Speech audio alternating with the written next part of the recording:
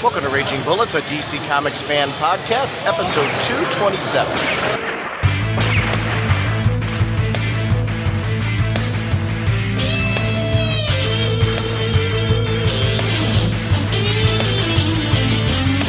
Welcome to Raging Bullets. I'm Sean Whalen, drnorge on the comic forums, and I'm joined as always by my co-host Jim.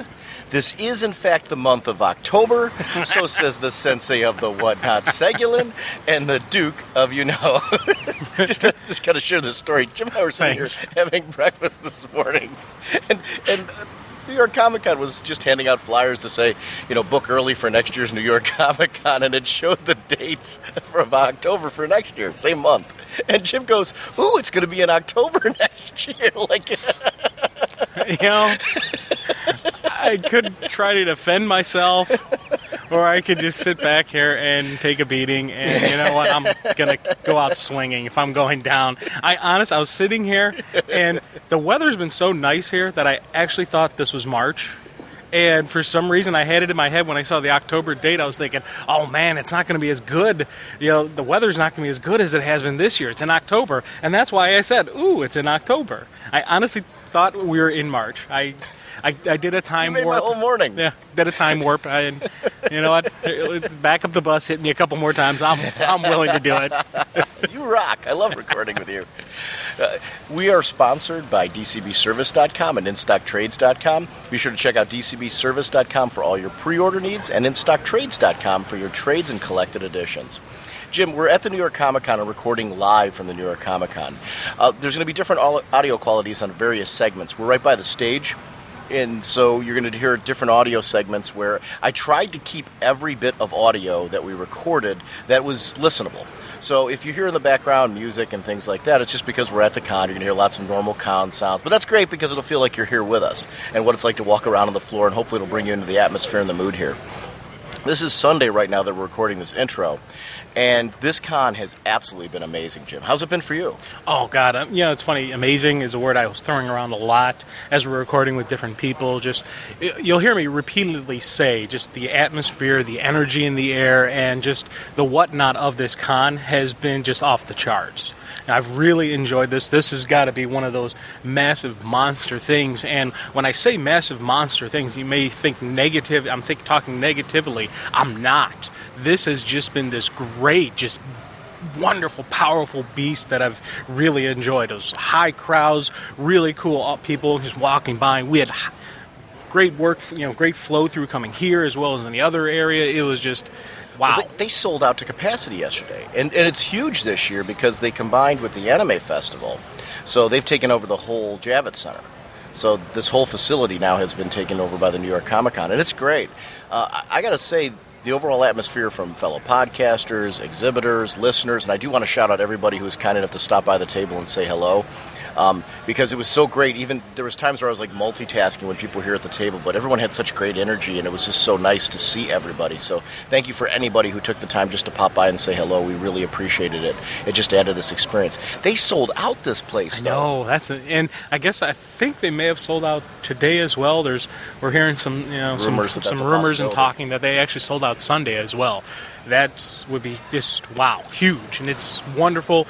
Next year, if you guys got the chance, go for it. This has just been a great con and a great experience. So much to do. Great panels, and the panel lineup was insane.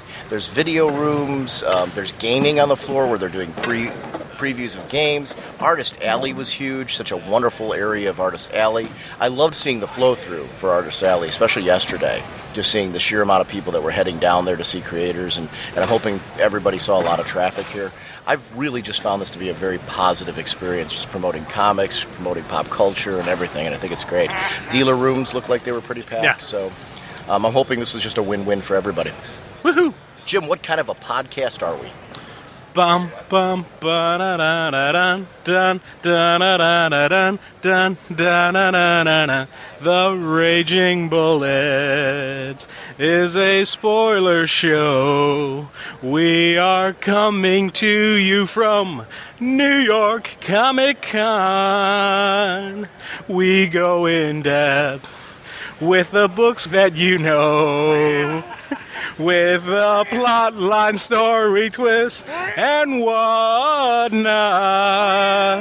So if you haven't read the books we review on the show, you may want to come back later on, listen to us so you can better enjoy the show.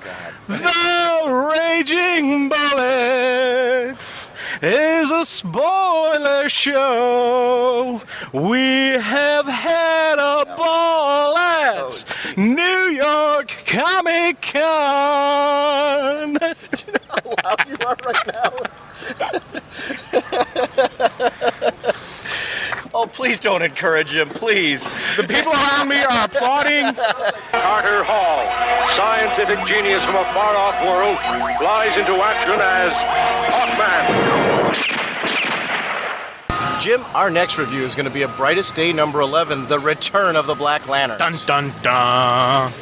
Jim, the cover. I know you want to talk about the cover, this rich cover. Oh my God, I love this cover. We're talking, they took the evil and the darkness that was the Black Lanterns from Blackest Night, and they turned it up to 11. It's nastier. They got this eviler look to them, or more evil, whatever the proper terminology is. And it's something. And when I say nastier, I mean that as a high compliment, because Blackest Night had that great undead, Night of the Living Dead, zombie, scare-all thriller type of feel to it. I always loved just how just evil they looked. Well, here, they're just like just a little bit nastier. They got a little bit more darkness to them, a little bit more of... I don't know, what is the je ne sais quoi for evil? I don't know. It's just that little something extra, you know. Do you feel there's something more to them? Because we see this Deathstorm character in this one, and I really feel like we're getting a return of the Black Lanterns, but either they're not the same Black Lanterns, or they are and they've evolved. There's some kind of next step, next layer to them than what we saw previously. Yeah, I'm definitely thinking these are not these. Well, one, they're 100% not the same Black Lanterns that we saw before, and I don't think these are even connected and associated with it. Maybe these are a next generation idea is kind of a nice thing, or an evolution of. That's probably a good feel. Evolution. But these are different, definitely different Black Lanterns than what we saw before. I don't think they're different in the sense that. I think they're different in the sense that they've evolved and they've gone further. I don't want to say they're different in the sense that they're brand new ones, because I do think they're coming from the same people, because we're seeing it come from the 12 that have returned. So, and we've seen that Deathstorm, I think, has been around since. I don't think Deathstorm ever left. Yeah, I don't know about that one. To me, I kind of take it as the evil that was Blackest Night, was defeated, but you can never really defeat evil. So they're going to, just continue on and stick around. This isn't like, Necron or any of the previous. No, I don't storylines. think this is Necron. This is a different spin-off of that same evil force. So you think Deathstorm is not the same? Yeah, he's not the same Firestorm Black Lantern that we saw before. See, and you and I are completely different pages by that, because I think that Deathstorm has stuck around. And I think Deathstorm has evolved because of his time sticking around. But I do think he is the same Black Lantern that we saw. I mean, I'll be curious to see where it goes. And I'm speculating. But I think because we've seen him since the start of Brightest Day, it's because he never left. And I think it's something that's unique to the entity of Firestorm that enabled Deathstorm to stick around. See, and actually, I wouldn't have an issue if that was the case, because I think it is a nice way to, yes, a piece of them still survived, a piece of it still, and it just festered and grew because of the nature of Firestorm. But part of me, because there's a scene later on in the book where Deathstorm is talking to the professor saying, Ronnie and Jason made me. I am from them because they won't let me go. I'm thinking it's more of a darkness. Yeah, but they won't let them go them because of what happened to Jason's girlfriend, and because of Ronnie's guilt over that, which continued from Blackest Night. So I don't think they let him go from Blackest Night. That's why he never vanished. So I think that line is exactly why I think it's the exact same one. And he's stuck around, and they've kept him festering, not realizing that they were doing it in the undercurrent. I 100% agree with you, that, and maybe we're reading that line in a different way, but that to me is my evidence that this is the same one. And it's funny because that's that line is the evidence I have that they created it. That it was them who created it. But to be honest, and here's one of the things. This is a point where I'm not really going to sit here and 100% argue and say, no, you have to be wrong, I have to be right, because I could very easily see exactly what you're saying, that this is a piece of the thing and they fester and they grew it up. But part of me also thinks it's just the Matrix, the Firestorm Matrix in itself has some unknown properties to it. And if the heroes who are occupying it have this darkness, they will generate this darkness. That's how I was kind of reading it. But it could very easily be the darkness left over from Blackest Night, and they're feeding with it. And they're feeding They're it. feeding it. Oh, definitely. I think that's why it never dissipated, and why this opportunity was present for it, is because they never let it go. So I think it was much smaller. If you take a look at the early issues of this, you see small glimpses of it. And I think over time, the toxic relationship between the two of them, particularly because of Gemma, the girlfriend, is what has been fueling this. Because Ronnie has guilt over his role, the fact that we've seen that he remembers this whole thing, and he won't let that go, and neither will Jason.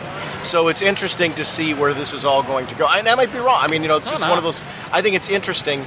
I do agree with you 100% that the one of the huge difference here is no Necron. So I think we're seeing the evolution because they're not tethered to Necron, perhaps. There's more freedom there for them to evolve, where Necron wouldn't have allowed these entities to do that, maybe? I don't know. That's me really speculating at this point. Oh, yeah, definitely. I think this is what happens when evil just runs amok and not have any structure. This is them just feeding it itself and going its own way, and just actually, it has evolved. It has become aware. The writers on this one are Jeff Johns and Peter J. Tomasi. Artists Ivan Rice, Scott Clark, Patrick Gleason, and Joe Prado. Inkers David Beatty, Eau Claire Albert, Keith Champagne, and Tom Wen. Colors are by Aspen MLT's Peter Steigerwald. The cover by David Finch. Variant cover by Ivan Rice with Hi-Fi. Letterer is Rob Clark Jr. Assistant editor is Rex Ogle. Associate editor Adam Schlagman. And the editor is Eddie Berganza. And I would imagine that you need a pretty tough editorial. You need a number of editorial team members to keep all of this straight, because you've got a lot of characters with a lot of story going on, and a lot of these tie into elements outside of these books, because we've seen already the events that have happened in the previous couple of issues appearing in various titles throughout the DC universe. So you've really got to provide opportunities for those events to at least happen in those books, which I've really liked that they've happened in the books in such a way where if you're not reading Brightest Day, they fill you in on what that character's vision was and how it might tie into their book and how they might react to it. So it's nice that they haven't forced you to read Brightest Day to understand what's going on. They've kind of fed it out there. But also I felt that for those of us that are reading Brightest Day and are reading those books, we're getting the bigger picture. We're getting more depth to them in their own ongoing titles. Yeah, and it's actually one of the strengths of Blackest Night, Brightest Day, and just as these are continuing on, and I hope future big events that DC does, is the fact that, yes, there's all this interconnection. Yes, it's completely, the universe has been affected by these events, but if you can pick and choose which ones you're reading, which characters you're enjoying. Now, we're reading all of this stuff, so we're getting the full, total, all, overall, now you know the rest of the story kind of deal, but you don't need to have to be reading the JLI stuff to understand here. You don't need to be reading Birds of Prey to understand what's going on with Hawk and Dove. And that's something that is just such a strength of this series. It was a strength of Blackest Night, and it's something I'm really digging and really enjoying, especially just like how this issue is primary focus on the Firestorm and Martian Manhunter going. Aquaman, sorry. And those two stories going on, it was bam, bam, bam, flip-flopping back and forth between scene to scene. And I thought that was kind of really cool because, it's going, it's the jumping back and forth, but it's not jumpy. It's a flow-through going from one story to the other story to the other story to the other story. I think that is just a testament of writing and editorial that they get a nice flow-through throughout the issue, going through two different characters, two different stripes. I think this is an interesting way to do an anthology-style story. And I'm not saying this is I want to caution myself in labeling it that. But what I really like about this is we get certain issues where you have short pieces with each of the characters. Then we have issues that'll maybe spotlight one character for the entire issue. Then we have other issues like this that flip back and forth just between a couple of characters and leave us a teaser to a third character at the end. We don't see characters like Hawkman in this, for example, and Hawkgirl Other than we see their Black Lantern versions. Yeah, we see the Black Lantern. But I like the way that this has flipped between the various 12 characters and spotlighted them as necessary. No dead man in this one. I like the way that this has shifted, and I think the strength of doing this, spotlighting only a couple characters, is we're still keeping the main story going, we're still keeping this anthology going, yet we're getting that satisfying, in-depth look with a lot of page count at two specific characters in this. And I think for me, it's increasing the attach rate to them, that if they do an issue now where it's short pages with each of the characters, I'm going to be more interested and more drawn into them because of these spotlights. Yeah, amen. Now, Deathstorm, when we're in the laboratory of Martin Stein, I think this is one of the areas where I think that, I don't know if it's an evolution, but we're seeing a different way of operating. Instead of looking outside for their targets, they're looking at the people who they're directly related to. So Deathstorm, we're seeing here, is targeting Ronnie and Jason and trying to further their torment, individual torment, to... I really wonder, I'd love to see what's going on here. Is he feeding off of this? And is this giving him more power because of their continued torment? And it seems like his overall end game is to destroy the world, right? Yeah, it's he's looking, if those two, can't control each other, can't get, control their anger, their temperament, and they have rage against each other, they attack each other, that could basically destroy the world. And, Deathstorm here, this is some great stuff with, really cool story arc where he's talking through, and you get to see the evil. And just the chill, Professor. I'm not going to kill them. I'm going to hurt them. And just that sentiment right there. He wants to push them. He wants to provoke them. He wants to get them going. And as we're going through this, we got these cool, smoke kind of shadowy stuff going on. You got a really nasty looking, Firestorm, dead Firestorm version out there in Deathstorm. I tell you, this was something visually, I was loving the story, but visually I could just sit here and just look at some of these pages and just watch the flow through on the pages, not even read the words and still get that same feeling to it. I got to give hats off to the great artistic team on all these sequences. One of the things that I really love about the character is he looks very evil, but it's cool. I mean, it's a cool, this would make a great, unique looking action figure. Just to see more of Deathstorm. And I know that they've released the Blackest Night action figures. Yeah. And it's one of the things that I'm really liking when we see the Black Lantern ones is just how cool they look. There's a horror aspect to the whole thing. The one scene where he's sitting there and he's got Professor Stein grabbed in his in his fist there, and you can kind of see the black etchings, seeping out of his hand into Stein's neck. You got his whole kind of really funky looking skull face kind of going there. I was just like, this just right here, just one small, it's a third of page panel. I was like, dang, that is cool. The arms almost look skeletal too. Yeah. In their approach.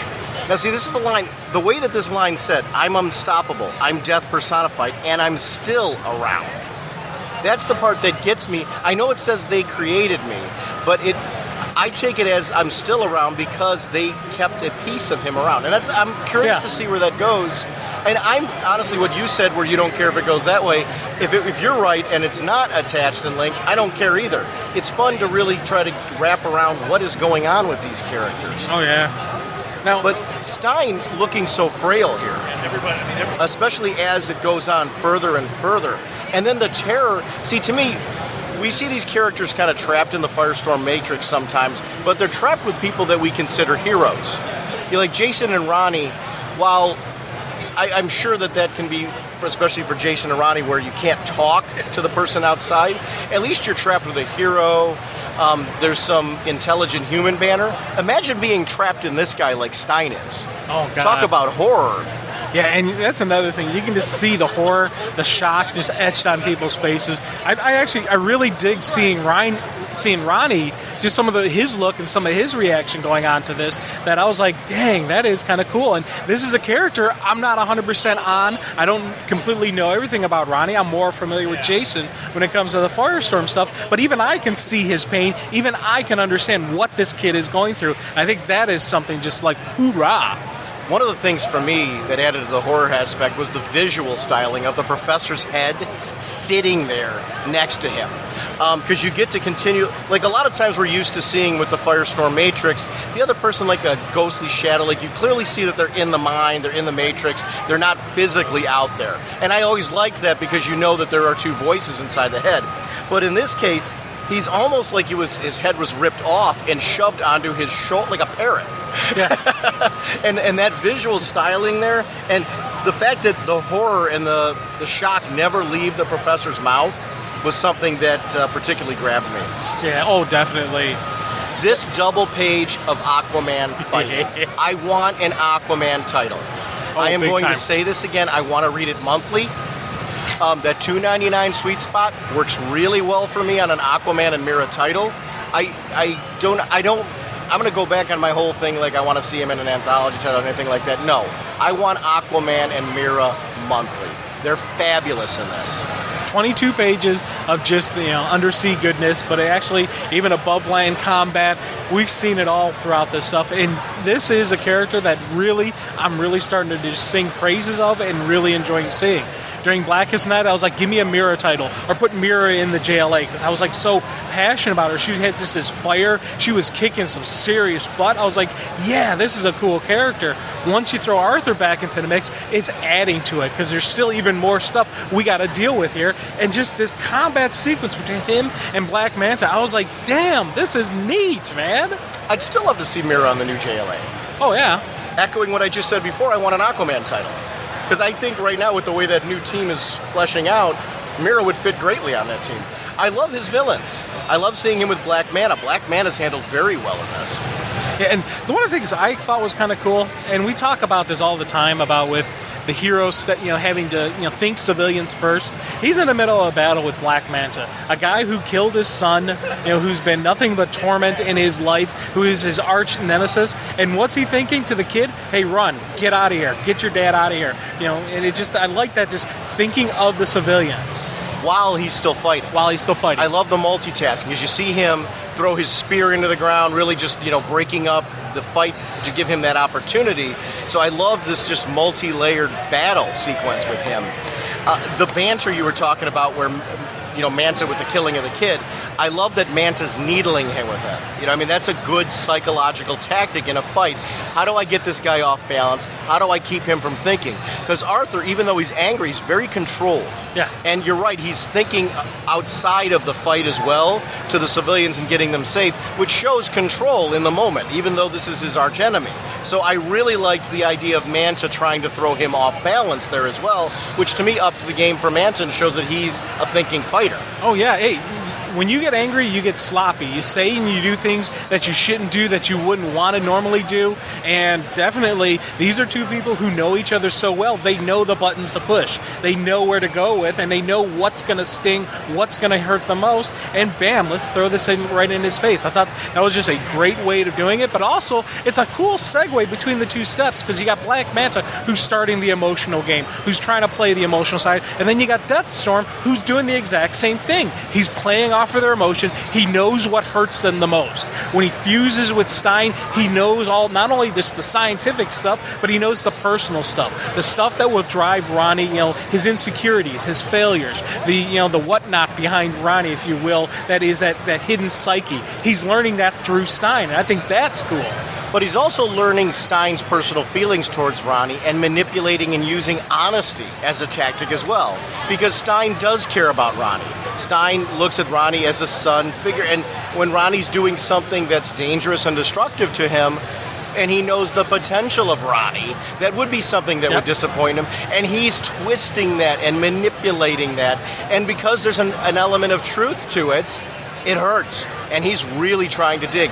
I love that he's using that information in an intellectual way, and it takes him away from just being a random memory parasite and into, really there's a strategic tactic used by these creatures that to me makes them even scarier than a traditional zombie. Oh yeah, it's the mental aspect behind them is what had the whole horror zombie thing, where it stopped me from always saying it was a zombie story, because my traditional zombie stories have always been the brains kind of deal. This is just that horror genre more than zombie, even though you gotta say zombie because it's rising dead, it's rotting flesh, so that's quote unquote zombie. But but this is, the next generation of it. So I'm still loving that they're keeping this going. Leading to this whole idea that there's an evolution of the Black Lanterns, when they're talking about, we can see Jason saying, "That was you, the Black Lantern Firestorm." He refers to himself as Deathstorm. He also doesn't correct him, saying that it was him. Right. Which was me to more telling that this is, in fact, the same entity as before. But the idea of correcting and saying that he's Deathstorm now, that to me says we no longer are a hive mind. We no longer have a sole hive purpose of helping out Necron. We're becoming individuals. And what does that mean for the future? It's kind of like Locutus of Borg. Yeah. When the Borg kind of evolved and Locutus, excuse me. The Borg kind of evolved a little bit. They were stopping the whole hive mentality. They had their own identities, and even they changed the one episode they had where they changed it from the giant cube to some other funky-looking design for the ship. So this could be the same, Black Lantern, Death entity, just a little bit different, a little bit tweaking. So yeah, it's one of those things. I'm going to jump back and forth probably on my argument whether this is remnants of the Firestorm Black Lantern or if this is something altogether new. And I'm pretty sure we're going to get a definitive answer eventually down the line. See, and I'm convinced we're seeing it in these little clues that they're laying out here. It's Jason and Ronnie here, though, really step it up. What I loved about this moment is we see that these two are heroes who have been at the game for a while. Because Jason, you figure he had his own series, and we've seen him be a member of the JLA after that. So Jason now is a semi-veteran. Yeah. And Ronnie, of course, is a long-term veteran. We're seeing these two guys in the midst of a situation where they are now not being played anymore by this entity. They've heard what the entity's saying, and they're saying, hey, wait a minute, we've let this happen. And I really feel like the two of them are bonding over realizing what's actually happening here and how they've been played. I think this is going to make them a stronger Firestorm because of these moments. This whole bit where they merge and the fury of Firestorm comes at a time. This panel, this page, would not matter and not be as cool if we hadn't seen the two of them with their dialogue building to this moment. There's been growth. This isn't the same Ronnie that's been drinking himself under the table. Yeah, and it's funny because one time when I read this, I think one thing. Another time I read it, I think another thing. One of the other things I've thought about this was they got played into being merged into the Matrix. That if they had stayed separate, maybe they could have done more damage to Deathstorm than if they merged. Because, you think about it, when they're going through, and it's the actual invocation, when they actually become Firestorm, the couple lines right before that is where he's, brings up, hey, that wasn't you, that was the Black Lantern Firestorm. That wasn't Ronnie, that was the Black Lantern Firestorm. And Ronnie has the, whatever, come on, Jason, kind of deal where they merge, and you want to see rage? I'll show you the fury of Firestorm. Well, is it good to have that high energy emotional output? Remember, if we are dealing with the same type of Black Lantern thing where they feed off of emotion, you are now giving them pure rage. You're also giving them probably a little bit of mixture, maybe a little bit of compassion because they're fear. You're giving them all the different stuff. I disagree with you on this. I think it's backfiring. I think what he's trying to do is to get them to have their rage on each other, and it's not working. It's right, at least right now. That's not to say that it won't. If he manages to twist it around and get the two of them looking at each other, their merging is a problem. Okay. But in order for them to go kaboom, they have to be angry at each other, and I don't see that being the case at the moment. I see the two of them bonding together for a common enemy right now where they're realizing they've been played. So I think he's not accomplishing, this Deathstorm is not accomplishing his goal, and I think we're actually seeing Deathstorm bringing them together, which is the opposite of his original intention when he was inside him festering. And to be honest, this is another point that I'm not going to 100% argue because I have actually everything you're saying, I've seen it in other read-throughs, and as I read through, I see it different ways every time, and I think for me is one of the strengths of this character, of this story arc going on, that I'm getting so much more out of it. I read it again, I think about it some more. Hey, what about this? Then I start thinking off-page stuff, and whenever I start thinking off pages, to me, that's telling me this is a story that's got me my hooks in deep. And see, I'm honestly going to say what's building to this is what's going on in Aquaman as well. Because we see Manta trying to do the same thing to Arthur. And Arthur isn't falling for it either. Arthur's showing that I have evolved. I've come somewhere new. with everything he's been through. And I think what we're seeing here in this story, we're talking about it being Brightest Day, we're seeing these heroes go through some real dark times in this, but yet them saying, hey, I've been through all this, and I can come through on the other side. You know, you can't hit me with this. You can't hurt me with this. And I think part of what got me with this issue, what I liked so much about it is, not only did we see this big enemy forming, but we see heroes that are in a position where they can stand to fight those enemies. And I think it's going to be interesting to see the ultimate battle between these Black Lanterns and these heroes because of, like, Aquaman and Manta. Manta's trying to dig at him and hit him and all that. And Arthur's like, you can't hurt me anymore, Manta. There's no one else you can use like that. Yeah. And, you know, it's like, you've done your worst. I came out the other side. Here I am now. Let's do it. Yeah, and I tell you, I dig this fight sequence, you know, with the harp, with the spear gun, whatever that Mantis got. He hits him with electricity, physical beatdown. These two are just going down, throwing down, hardcore, hard and heavy. And it was something I really liked. You know, it was a good action issue, you know, this time. And it's... I don't know, with a lot of times when you get the story, you get the build moments, you get your fight moments, you get your energy. Inside these cool energy moments, we are still getting more story getting played out. We're getting more explanation. So it's a nice, you know, this is the way you do a fight sequence. You set it up while it's going as well as lead into it. So I'm really raving about this issue, about how this, you know, especially this sequence played out. I love this. I actually love that Aquaman takes that spear gun to the shoulder. Yeah. There was something about, I liked seeing him deal with that, and I liked seeing that didn't stop him. It, to me, added to my respect level for the character. Because I like seeing heroes that keep on fighting in spite of taking wounds like that. You got to take the pain. Yeah. But he's also digging at him with Mira. Yeah. And with the fact that she, which, I mean, to me, that is something, I don't think that story's done yet. I'm going to be curious to see how Arthur and Mira come together again after this, because they haven't really had the full conversation yet that I want to see. Yeah. And, hey, there's still probably more going to come out, because with Aqualad, who's the mom? How ultimate of it? I think that the woman that we've seen is the mom. Yeah. I think that is his mom. Oh, the one we've seen. Where is she? Where's Mira? Her? Yeah, the sister. The sister. I think that's the mom. So I think Mira's the aunt. I think. That's is there another secret there? That's what I'm kind of leaning towards. Because at first, you know, I was initially thinking, what if Mira? I'm like, Mira wouldn't. I thought that too, but I don't know. I don't think she would. I don't think that whole process wouldn't have happened. And I don't think they would go the storyline where it was forced upon her or anything like that. Right. So I'm thinking it's the sister, and Mira recognized how powerful the kid is going to be, and took him away from them, and put him off with the foster family to make sure that, you know, he's raised right. He's, you know, it's kind of like the whole Clark Kent story where you want the right people raising him and being there, so he's not just this monster. Jason's dad. And going to Jason's dad. Reading the Firestorm series with Jason and his father and the relationship that they went through and how their relationship wasn't easy. Kind of like how Ronnie and Stein's relationship. While, you know, Stein was his mentor, there's been times where the two of them have had some turmoil as well.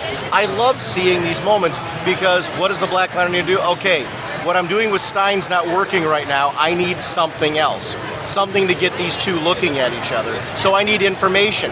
I like that it's not just about saying, hey, look who I've got here. Yeah. It's not about just putting puppets there. It's about absorbing anything that he can get to know about both of them through their entire lives.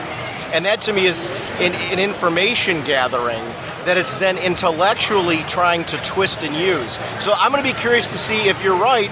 Like you said, them merging might be a problem because maybe he's able to succeed. I don't know. And I do see this backfiring on Deathstorm. And the funny thing is, you're talking about that, you know, with him going to Plan B because Plan A didn't work. That actually defends the thing you said about them merging together. You know, was against his plan. He didn't think they'd be able to work together. So that actually is further fuel and further proof towards that. But the one thing I want to know: do you know of any superhero that actually had a positive relationship with their father? You know, that didn't have some form of tragedy. Now, Clark had, of course, with Pa Kent, and he actually had a pretty decent one with Jor-El. But reality, think about it, he had a decent one with Jor-El because the planet died. I think Jaime, his relationship with his dad, I think is one we've seen as a positive one. I mean, he's been a kid who, I know Right. Dad's problems with work and things like that. Didn't he have work issues? Well, he had work issues, then he got hurt, and then But I didn't feel it was a bad relationship. No. He has actually, and it's funny. As soon as I said it, then my mind just started racing, and I just started thinking. But there are a lot of good relationships out there. But I always just, I go back to Batman. Of course, his parents died. Dick Grayson, his parents died. Tim Drake, his father died. And just going through, and you start thinking about, man, it's hard to be Tim Drake's friend because a lot of them die. But it's also hard to be a father of a superhero because a lot of them are dying. And that was something that I really liked about Tim, too, was seeing so early on that he had a pretty stable parent relationship. Yeah. Before things went horribly wrong. Before everything went horribly wrong, but it's part of, is it the hard home life, the difficult issues you face as a child that makes you want to be that person who makes sure nothing bad happens to other people? Or are you born with that desire to do good, self-sacrifice kind of deal? What is it? It's the chicken and egg theory. Talking about humor, and we haven't really talked about the humor with Deathstorm much. This whole bit, look out, people, Daddy Rush is in the house. He's got a microphone. Oh, yeah. And I'm convinced it's a Mr. Microphone. Hey, I'm on the radio. We'll be back to pick you up later. I remember Mr. Microphone, man. I wanted a Mr. Microphone. I did too, but we never got one because it really was a bizarre product. Well, that was another one of those. That was a father for me. That was a father moment. My dad just said, "What? What are you going to do with that?" And you just see him shake his head, go, "Oh God." This bit was great, though. I brought you here because I'm going to need a little help screwing with Jason 2 Pops. You two never got along, right? Tell me why. I like that he's psychologically not just trying to get memories, he's trying to get what caused these emotions. What was it about you two that really made that work? And I think there is something different about getting the emotions as well as the memories as he's doing that. The other interesting thing is that he doesn't have the knowledge that Jason has. He needed the Pops to come in to find out what caused the breakdown between the two. But I think also seeing it from Dad's end and being able to use Dad's words. Because he used Stein's words with Ronnie. Yeah. So I think there is a distinction there. It's not enough, I do think he has memories from Jason and Ronnie because he's been messing with them internally, because remember, he was attached to them. So I do think he has the memories of Jason and Ronnie, but I think he's looking for the other perspective and to be able to use things that only the parents would say against them. I mean, I know Professor Stein, I'm using him kind of as a surrogate parent there, but I think to be able to have those two's memories and to be able to actually use their words and add truth and reality to it. Because Jason and Ronnie are going to know what he's saying. Yeah. There's truth there. Because we've seen that with the Black Lanterns before. Black Lantern Green Arrow, that special that J.T. Krull did.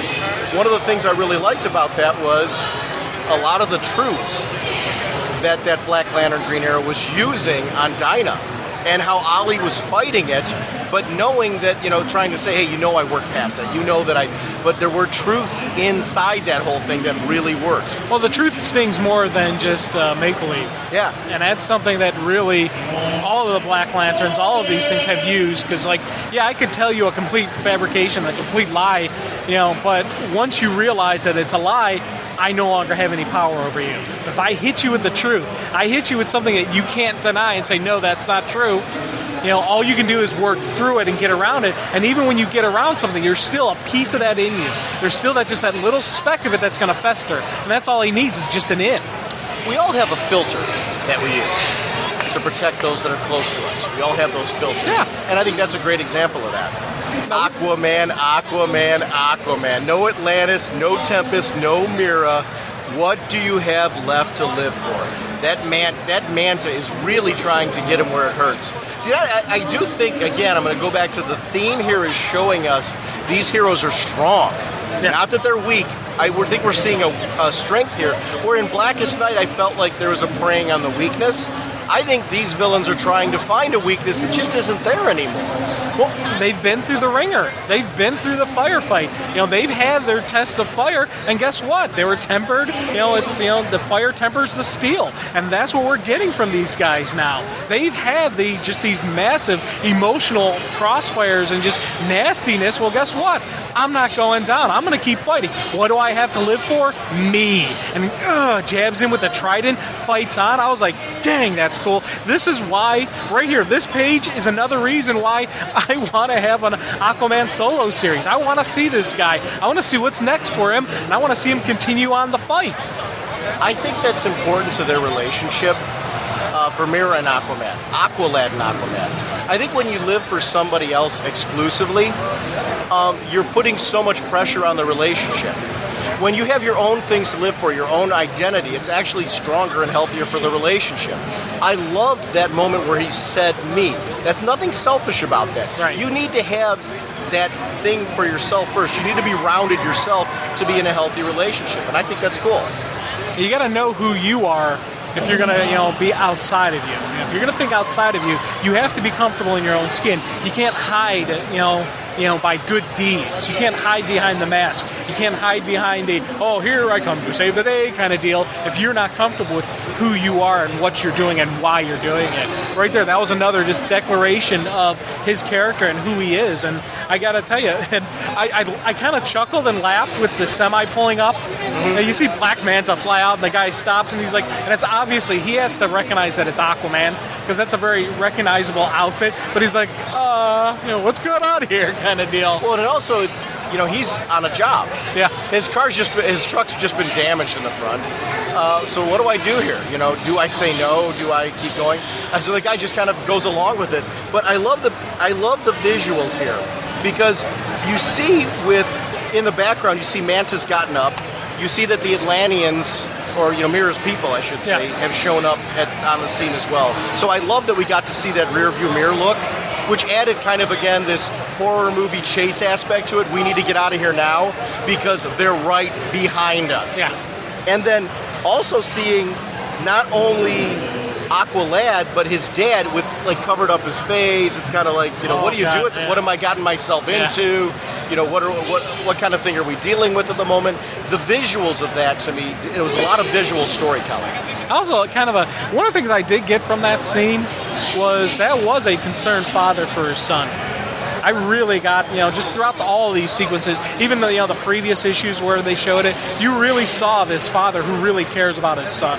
And I think that was just a cool moment, where he's constantly there. He's trying to actually be a defender, be a guardian of his kid against these powerhouses, against these metas, against Black Manta, and just everything going on. Yeah, he's overwhelmed. Yeah, he's kind of stressed out. But there is still that whole, this is my son kind of deal. I thought that was an important thing because that's going to show who the kid is through life and where he comes from, Part of strength of Clark Kent is Pa Kent, is Ma Kent, is the family entity that he grew up in. So I like seeing the fact that this guy is still on. I hope he doesn't go away after this. Because we're going to see the kid some more, whether it's in Titans, whether it's in an Aqua series. I don't know. He's around. He's not going anywhere. And I hope his family unit is still in the stories as well.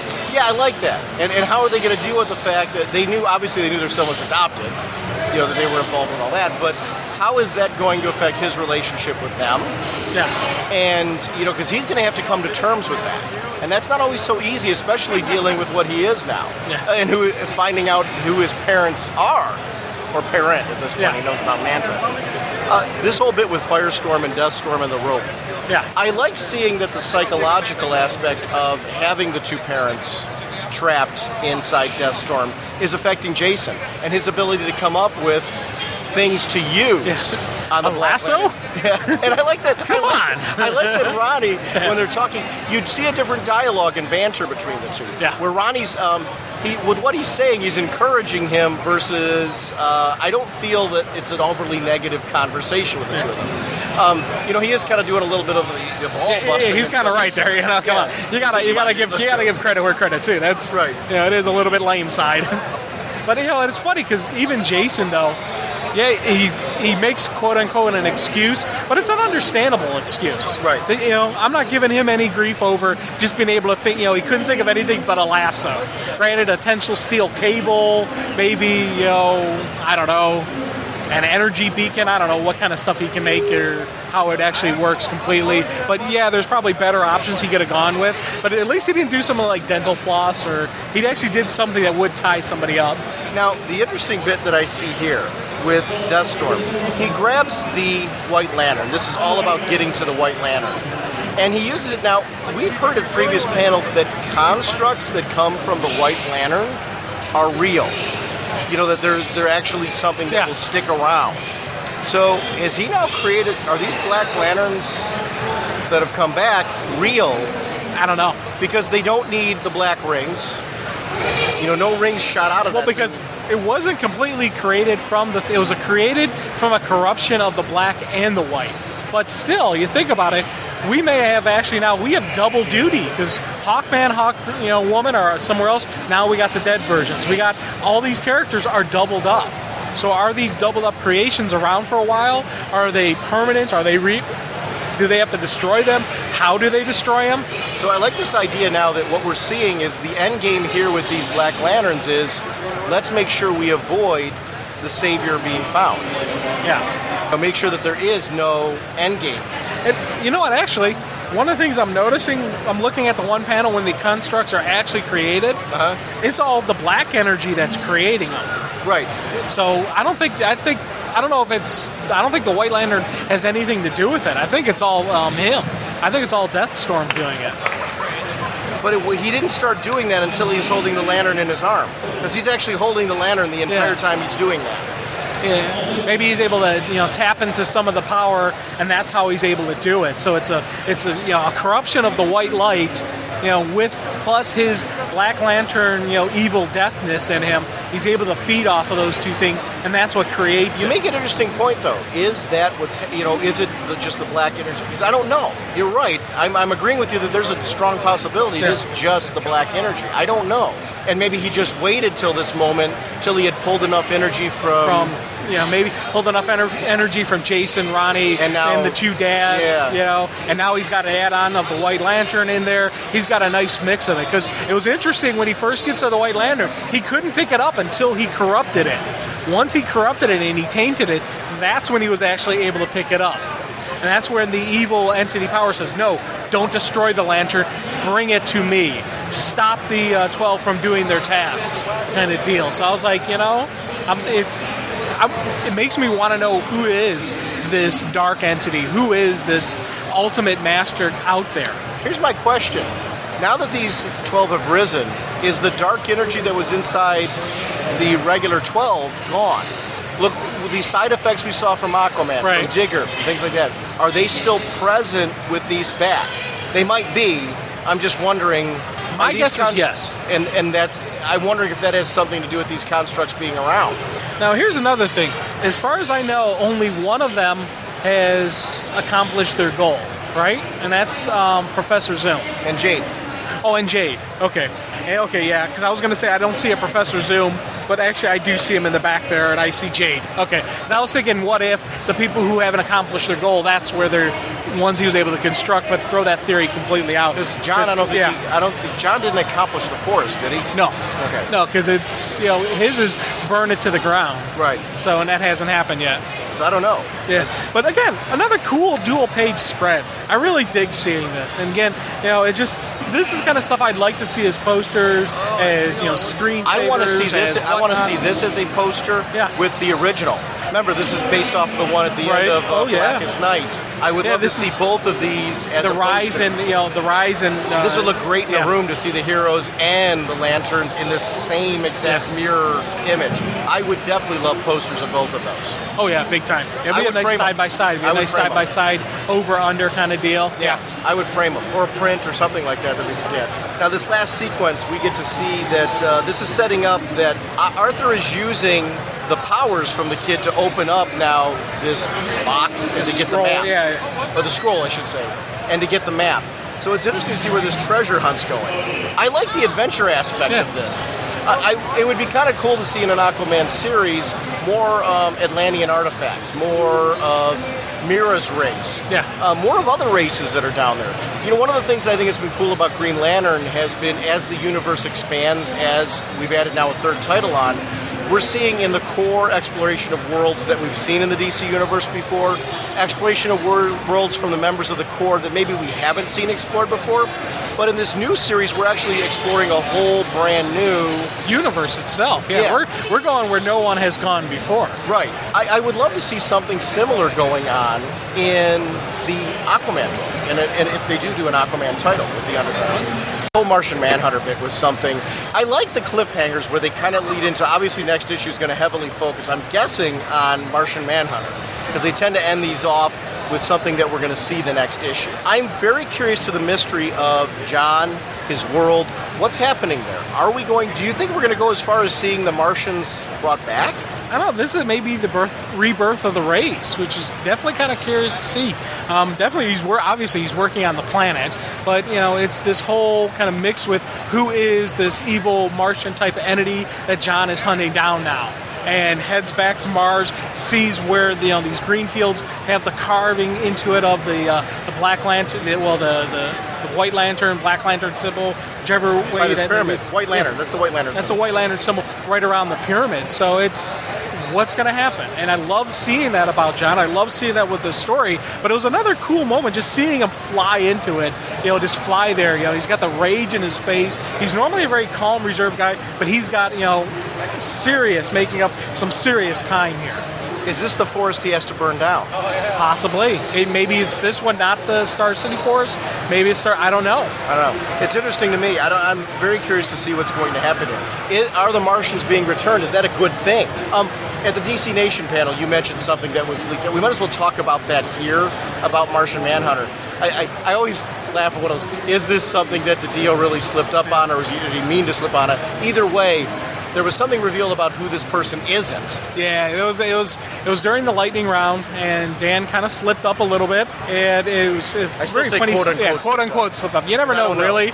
He had a great reaction to the slip up, so it looked real. Because as soon as he said it, he dropped a little profanity and walked out. And then Bob Wayne comes up and escorts him away from the mic. And then Bob Wayne took over the rest of the panel from then on. But someone threw out the lightning round question: is this evil Martian entity John's wife? And without thinking, he said no. And then he goes, oh, shoot. So it was just a really cool kind of moment where, was this an actual slip? But, is this a swerve? I'm thinking this isn't a swerve. I don't think that is the wife. Then the question is, who is it and what is the person's purpose? And could the person still be related to John? Hey, John had a kid. That could be the daughter. Yeah, I think he had a daughter. It could be that. That's a good point. It could be another sibling. I don't know. It could be a sibling. I'm curious to see what the relationship is and what that means for Mars. Does this mean that? See, I still think the Martians returning doesn't necessarily mean a good thing. Yeah. So I don't know. I'm loving Brightest Day. It's a great read. Are you at this point? I know we kind of talk about this every time. Is there a beat that you like the most? For me, I think it is Aquaman. Yeah, I'm still holding on to Aquaman. Yeah, I think that's that's been mostly my top one because I really dig the Mirror stuff, and I'm getting into Aquaman. Though Firestorm is making the rise up. John is always at a top thing because I dig the character, but I also have a better understanding of the other characters. But of course, now that since we have Hawk and Dove in Birds of Prey, that's going to give them a real leg up on everybody else. The Hawks are incredible. I want to see the Hawks in this series. I think for me, I knew, I've said this before, I think I was expecting to love the Hawks, and I am. The Aquaman thing is like totally, whoa, how cool is that? Yeah. Firestorm, what the funny part is, I hate this, I kind of want to see all of these characters go to series. Yeah, I know, it's kind of hard. Hey, give them all a series. Yeah. It's funny. At least I want to see them around. Yeah. I want to see them have a presence in the DCU, even if it's not, even if it's on a team or something, right? Yeah. Or just a usage of them, because it's one of them. A couple of them maybe join the JLA or something like that, or see the Hawks back on JSA, or I don't care where. I just want to see them. That's the best way to put it. What you just said. I care about these characters. They've been developed enough that they should be somewhere. Yeah. Holy caffeine! last 2 days, you've been going to the various DC panels. Yes. And you just came back from the DC Universe panel, and you said there was a slip-up of there or something that you wanted to discuss. There was a huge slip-up, and I know you're going to be happy, and I didn't want to tell you beforehand. Okay. Because I want to get your reaction live. Hawkman series?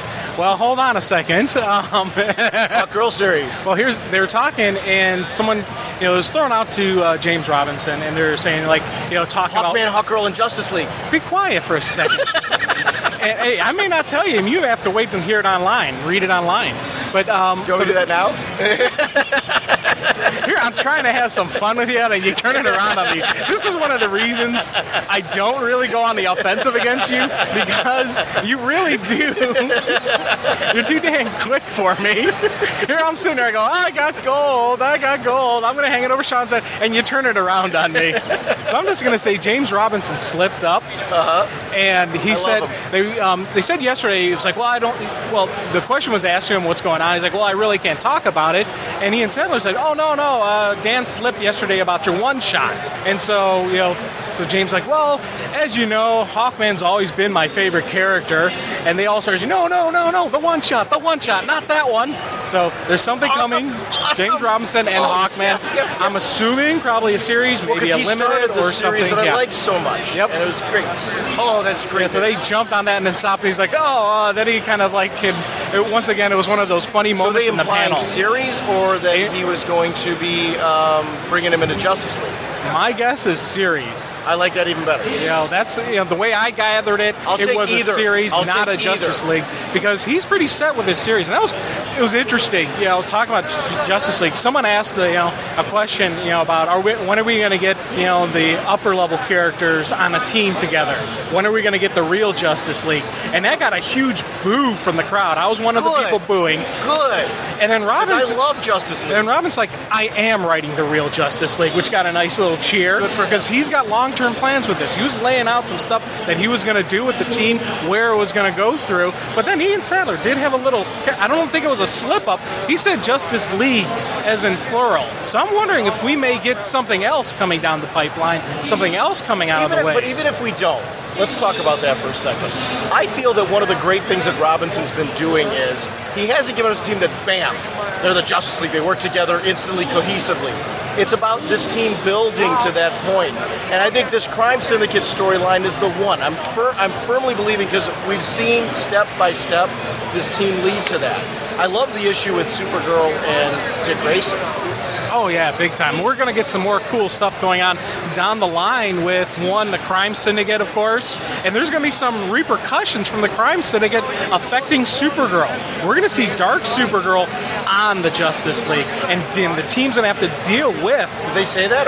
He said that flat out, because he was talking about the future coming on Justice League. We're going to see that stuff. We're going to see some new villains. We're going to see some new stuff. But we are going to see some great team-ups. Is she going to be on the Justice League? She's going to be on the Justice League. Wow. She's going to get affected somehow by going over there, because they said it's going to be an interesting scene, this Justice League fighting that version of the Crime Syndicate. They're not fighting themselves. It's the Crime Syndicate we know about. So we're going to get some cool moments from that. He also talked about a Shadow War series.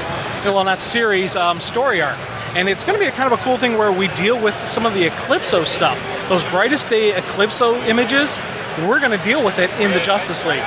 And that's where this stuff's going to come up. What about Shadow War? Like Shadow War the Hawk? Or? No, he called it, it's just Shadow War. He called it Shadow War because it's not tied in anything from that. No, it's because of Eclipso, and I'm assuming so Jade. So we're going to see more of what's going on with the Jade thing. That story's not done yet. Right, yeah. That whole story arc thing. I honestly I never had any issue with the way they did the Jade thing, because I felt that wasn't ended because there was more to come. So I felt that was more of a prelude to something. Did you think that was done when Jade No, I was like, I wanted more information, what was going on with it. So I was glad to see, and I was glad to hear him say that now we're going to revisit this, we're going to look at it, we're going to go a little bit more in depth. He talked about how Obsidian, even though he's not JLA, he does some serious butt kicking in it. We're going to see him open up a little bit, so it's kind of cool. Nice. And also, he said, we're going to see Eclipso murder the Spectre. Didn't go into details beyond that. They said, we're going to get him, murder the Spectre. And those were his exact words. Who knows how it's going to happen, whether it's going to be a host, whether it's going to be the entity, whether it's going to be a combination. What does that mean then for the Spectre concept? Exactly. Yeah. It's kind of a neat little whoo, and I think it got even kind of a nice ooh kind of response, going from the panel. As we're talking about death, let me just throw something out there. This an image popped up. Batman, probably Dick Grayson Batman, standing over a tombstone. The tombstone said Oracle. What? Yeah. We're going to get a finishing of the Bird in the Bird story. And this was Gail said, we're going to get a finishing of what the current story arc is. We're going to get a really cool Huntress story. And then we're going to get the beginning of the Death of Oracle story arc. And those were her words. And then they said, remember, people, dead is dead in the DCU. So this story arc is going to have ramifications across the DCU, especially throughout the Birds of Prey, family, throughout the Bat family. And it was just like a oh my god kind of deal. And I can't see them killing off Barbara Gordon, but what if Oracle, the entity Oracle, is killed off? Wow, I don't know. Yeah, I don't know. It's kind of a one of those ooh kind of moments too. It sounds like an exciting storyline. A very uncomfortable thought, though. Very uncomfortable. Very uncomfortable. I have a lot of because I love it.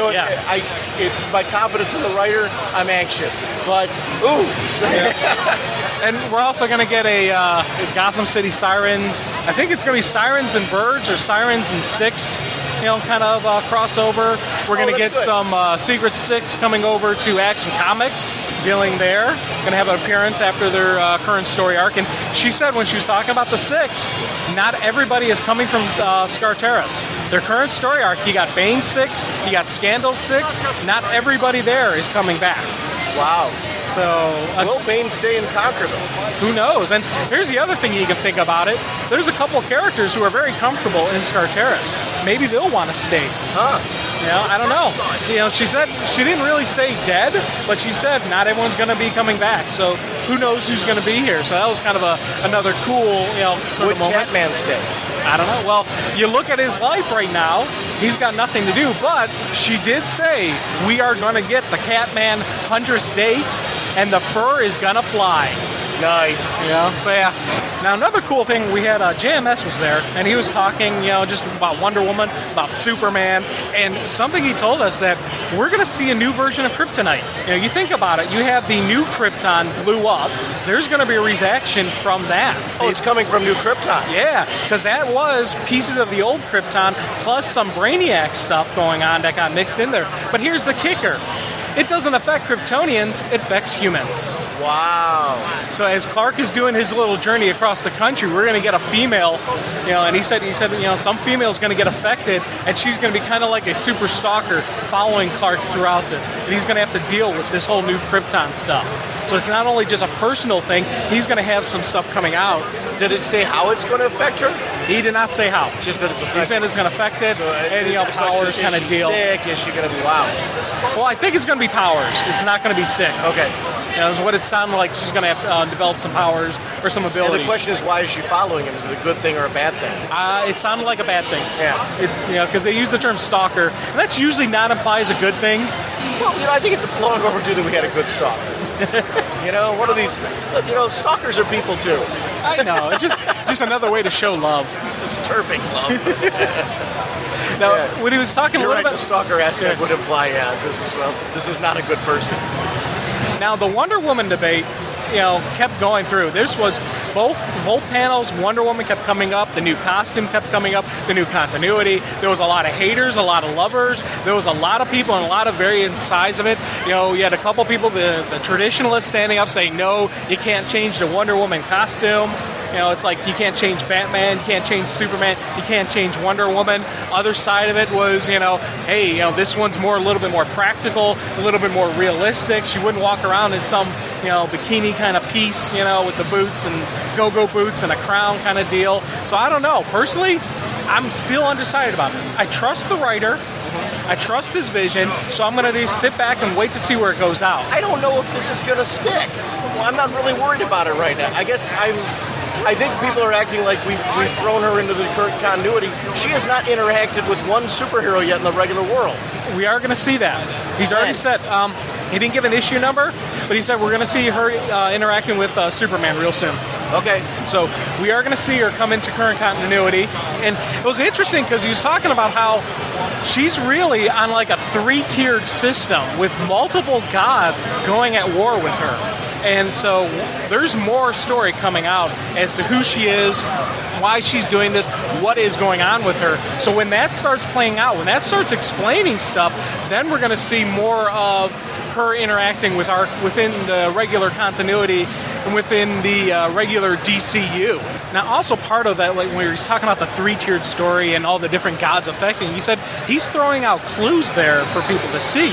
In the most recent issue, he even said there's a big, huge clue in there, in that when Diana is in hell and she's able to walk past that 6-headed dog, whatever the real, I can't think of the real. Yeah, they ignored her. You know, and the dog let her pass, and they said only one person can pass the dog. So how is she able to walk past it? Ah, okay. So there's multiple things affecting her and in play in there with her. So there's definitely more that's going to come out of this. Now, it was funny, someone asked, what about Donna Troy? And they're like, what, do you want us to spoil the whole story for you? It was one of those, we're not going to tell you that because that'll spoil the ending. So there's definitely thinking on what's going to happen with bringing this into the DCU. This is not just let's just change stuff. They got plans for not only the current story, but the integration in. So that calms me down, dramatically, because I really love... Well, I don't think it's changing Donna Troy or Wonder Girl. I think when this story's wrapped up, we're going to find out how... They're the same, and she may be different, or who knows? She may still be the same person we saw before. It's just a different story with her. I don't know.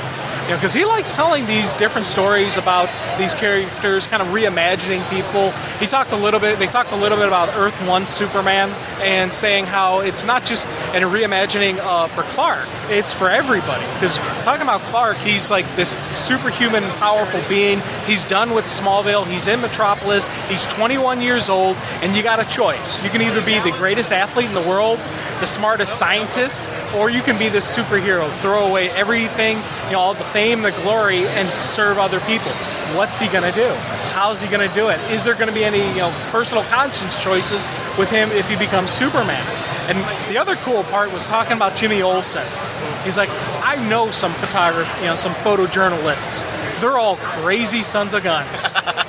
These are the guys, like, I knew a guy who was at an accident scene. The car flies over his head, and the entire time he's still snapping pictures. He didn't stop taking pictures once. Those are the successful guys. Those are the guys who get the shot. And he's like, Olsen's going to be that kind of guy. He's not going to be that kid with the bow tie going, golly gee willikers.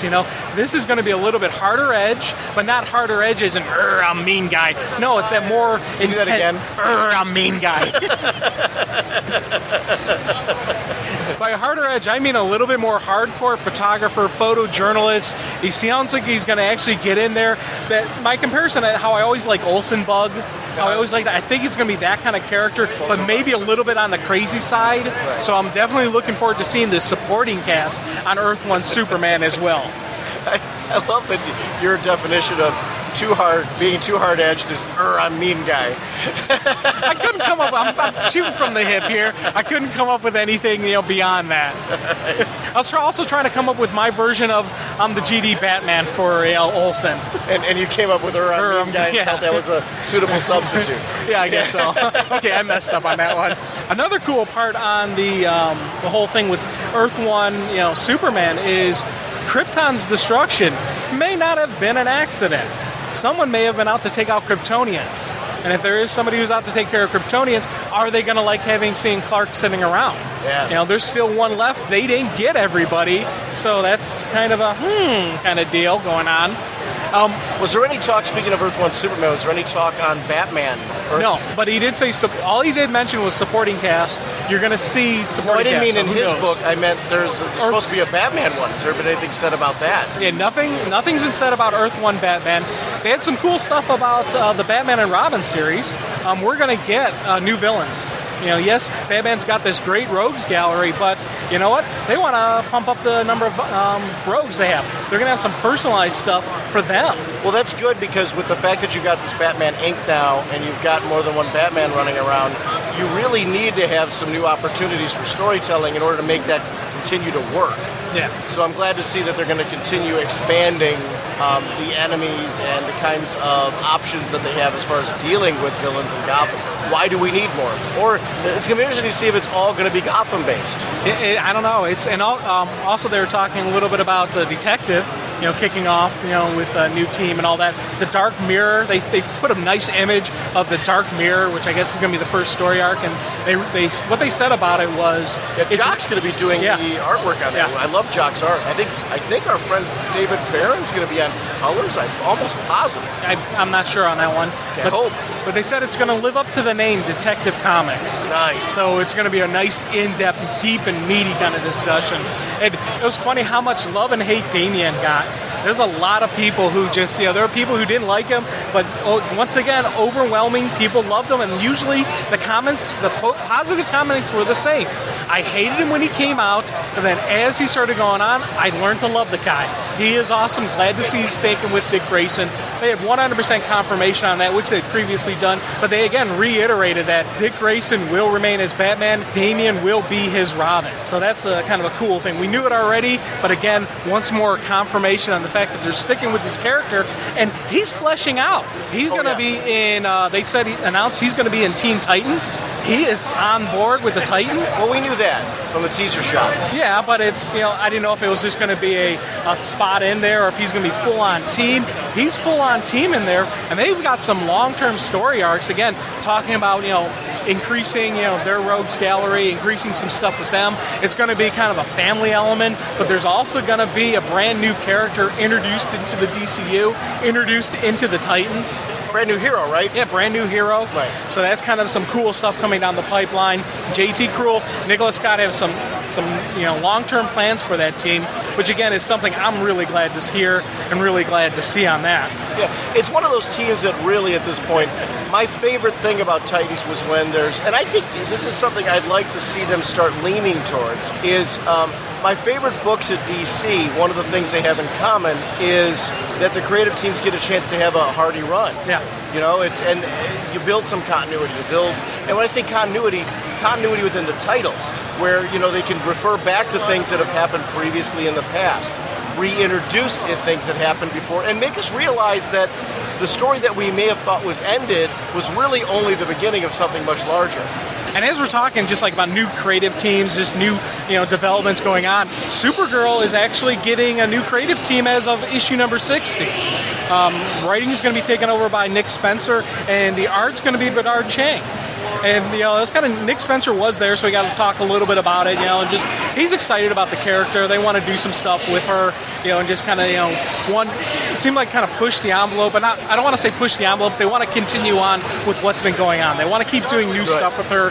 They're going to introduce a new villain with her, and this new villain is going to come out of this issue 60. So right out the gate, we're going to get the beginning introduction of this new villain, and they're talking about how issue 60 is going to have every and any teen superhero you can think of is going to be a guest in it. And they just started flashing up images, Static Shock, Damian, Batgirl, Ms. Marsh, and Blue Beetle.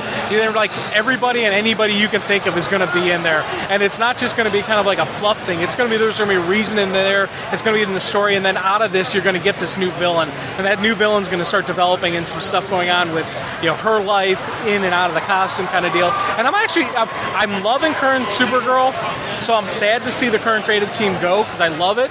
That's why I'm glad, though, when you were mentioning that you were saying that they're going to be continuing versus changing her in a drastic new direction, because I really feel that the current creative team of Sterling Gates and Jamal Igle have moved her in a direction that I'm really liking. They built a foundation for her moving forward, so I'm very sad to see them go. but I'm glad to see the new creative team is looking at, hey, wow, look at the potential. Look what they've given us here. We can keep running with this. Yeah, and it's definitely... That's important to me. Oh, yeah, big time. And you can tell they were excited about it. Well, Bernard Chang wasn't there, but Nick Spencer, you can tell he was excited to be about this and continue on with the character. So, again, another title that I'm like, all right, I'm sad to see the change, but I'm going to give this a chance, see what we get out of it. Looking forward to it. It's kind of like, with the Teen Titans, we're going on with something new, something different there.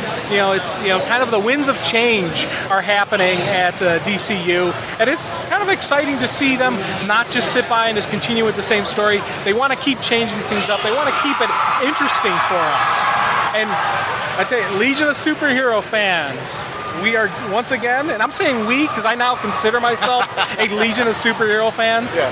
And once again, we are getting... Wait, hold on. You consider yourself a Legion of Superhero fans? Come on, give me a break. I am a fan of Legion of Superheroes. Right. But there's going to be, of course, a new leader being picked, and we, the reader, will pick it. Nice. And it's going to be done by a URL, so an internet link. You'll go on, you'll vote.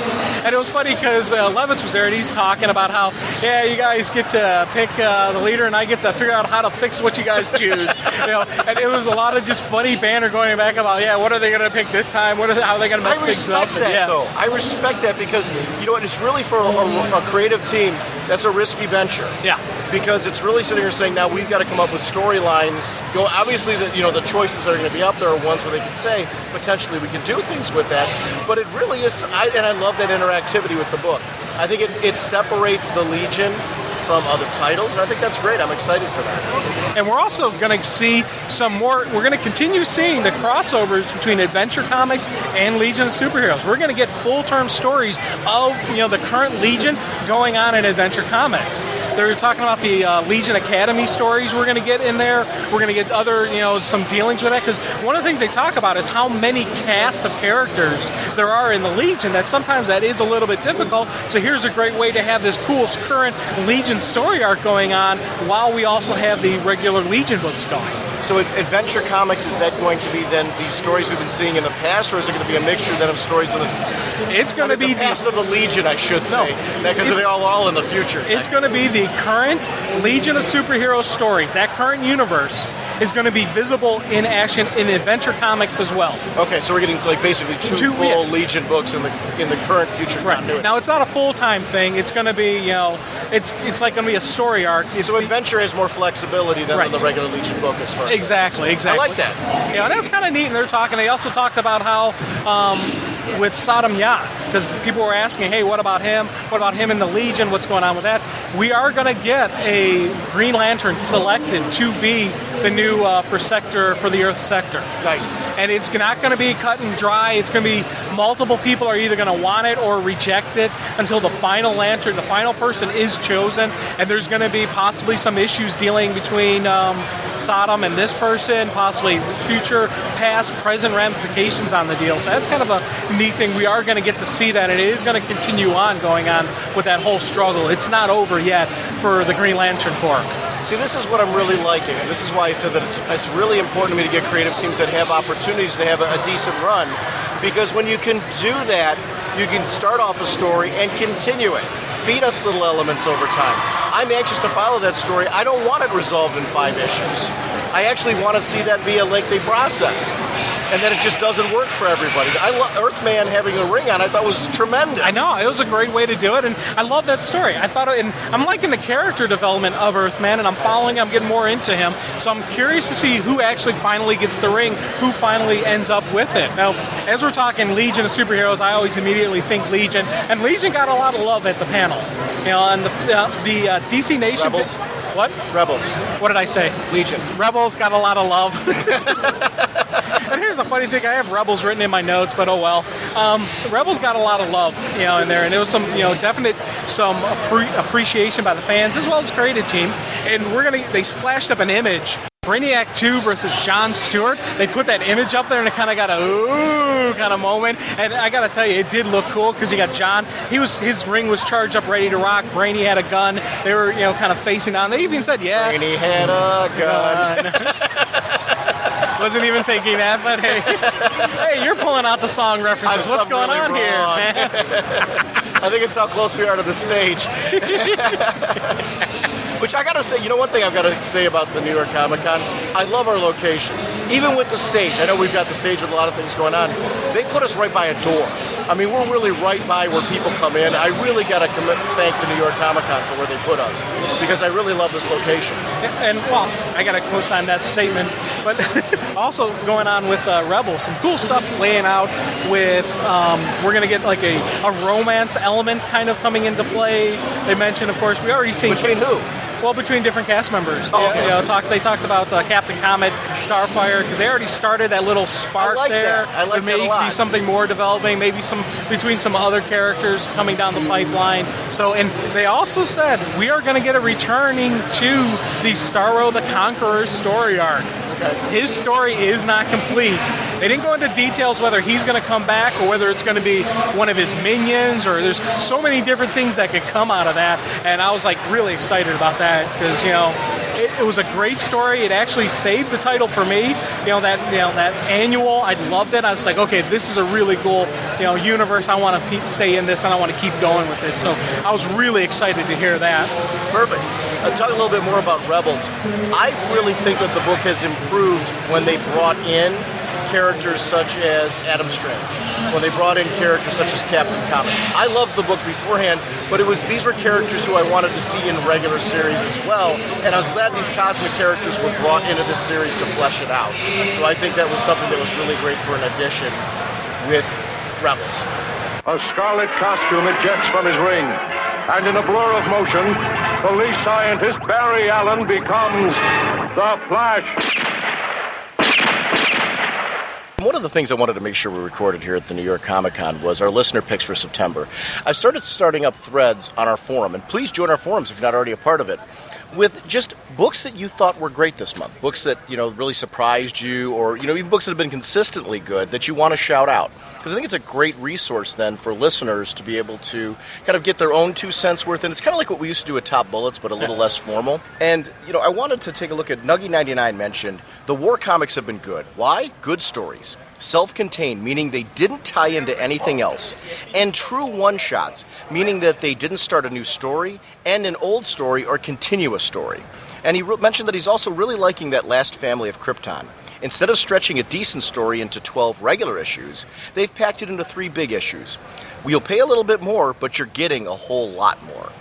And, the war comics in particular were something that really surprised me. Those one-shots I thought were fabulous. And I agree with them, I love that they were contained. Here's the funny part, though. They were all self-contained, but I really found myself wanting to read more about these characters. Yeah. They were that well produced. Oh, God, yeah. The Gods of War. I really want to see someone use those characters. That was from, when they were doing the Sergeant Rock, and then the modern day had the Gods of War kind of deal. And yeah. I thought that was just a really cool concept. And okay, these are some stories I'd like to see. And I also like that, with the sentiment, the feel from the soldiers were very, it seemed very realistic, very true to me. And that was something that's got to be, you have to have that in a good, solid war comic.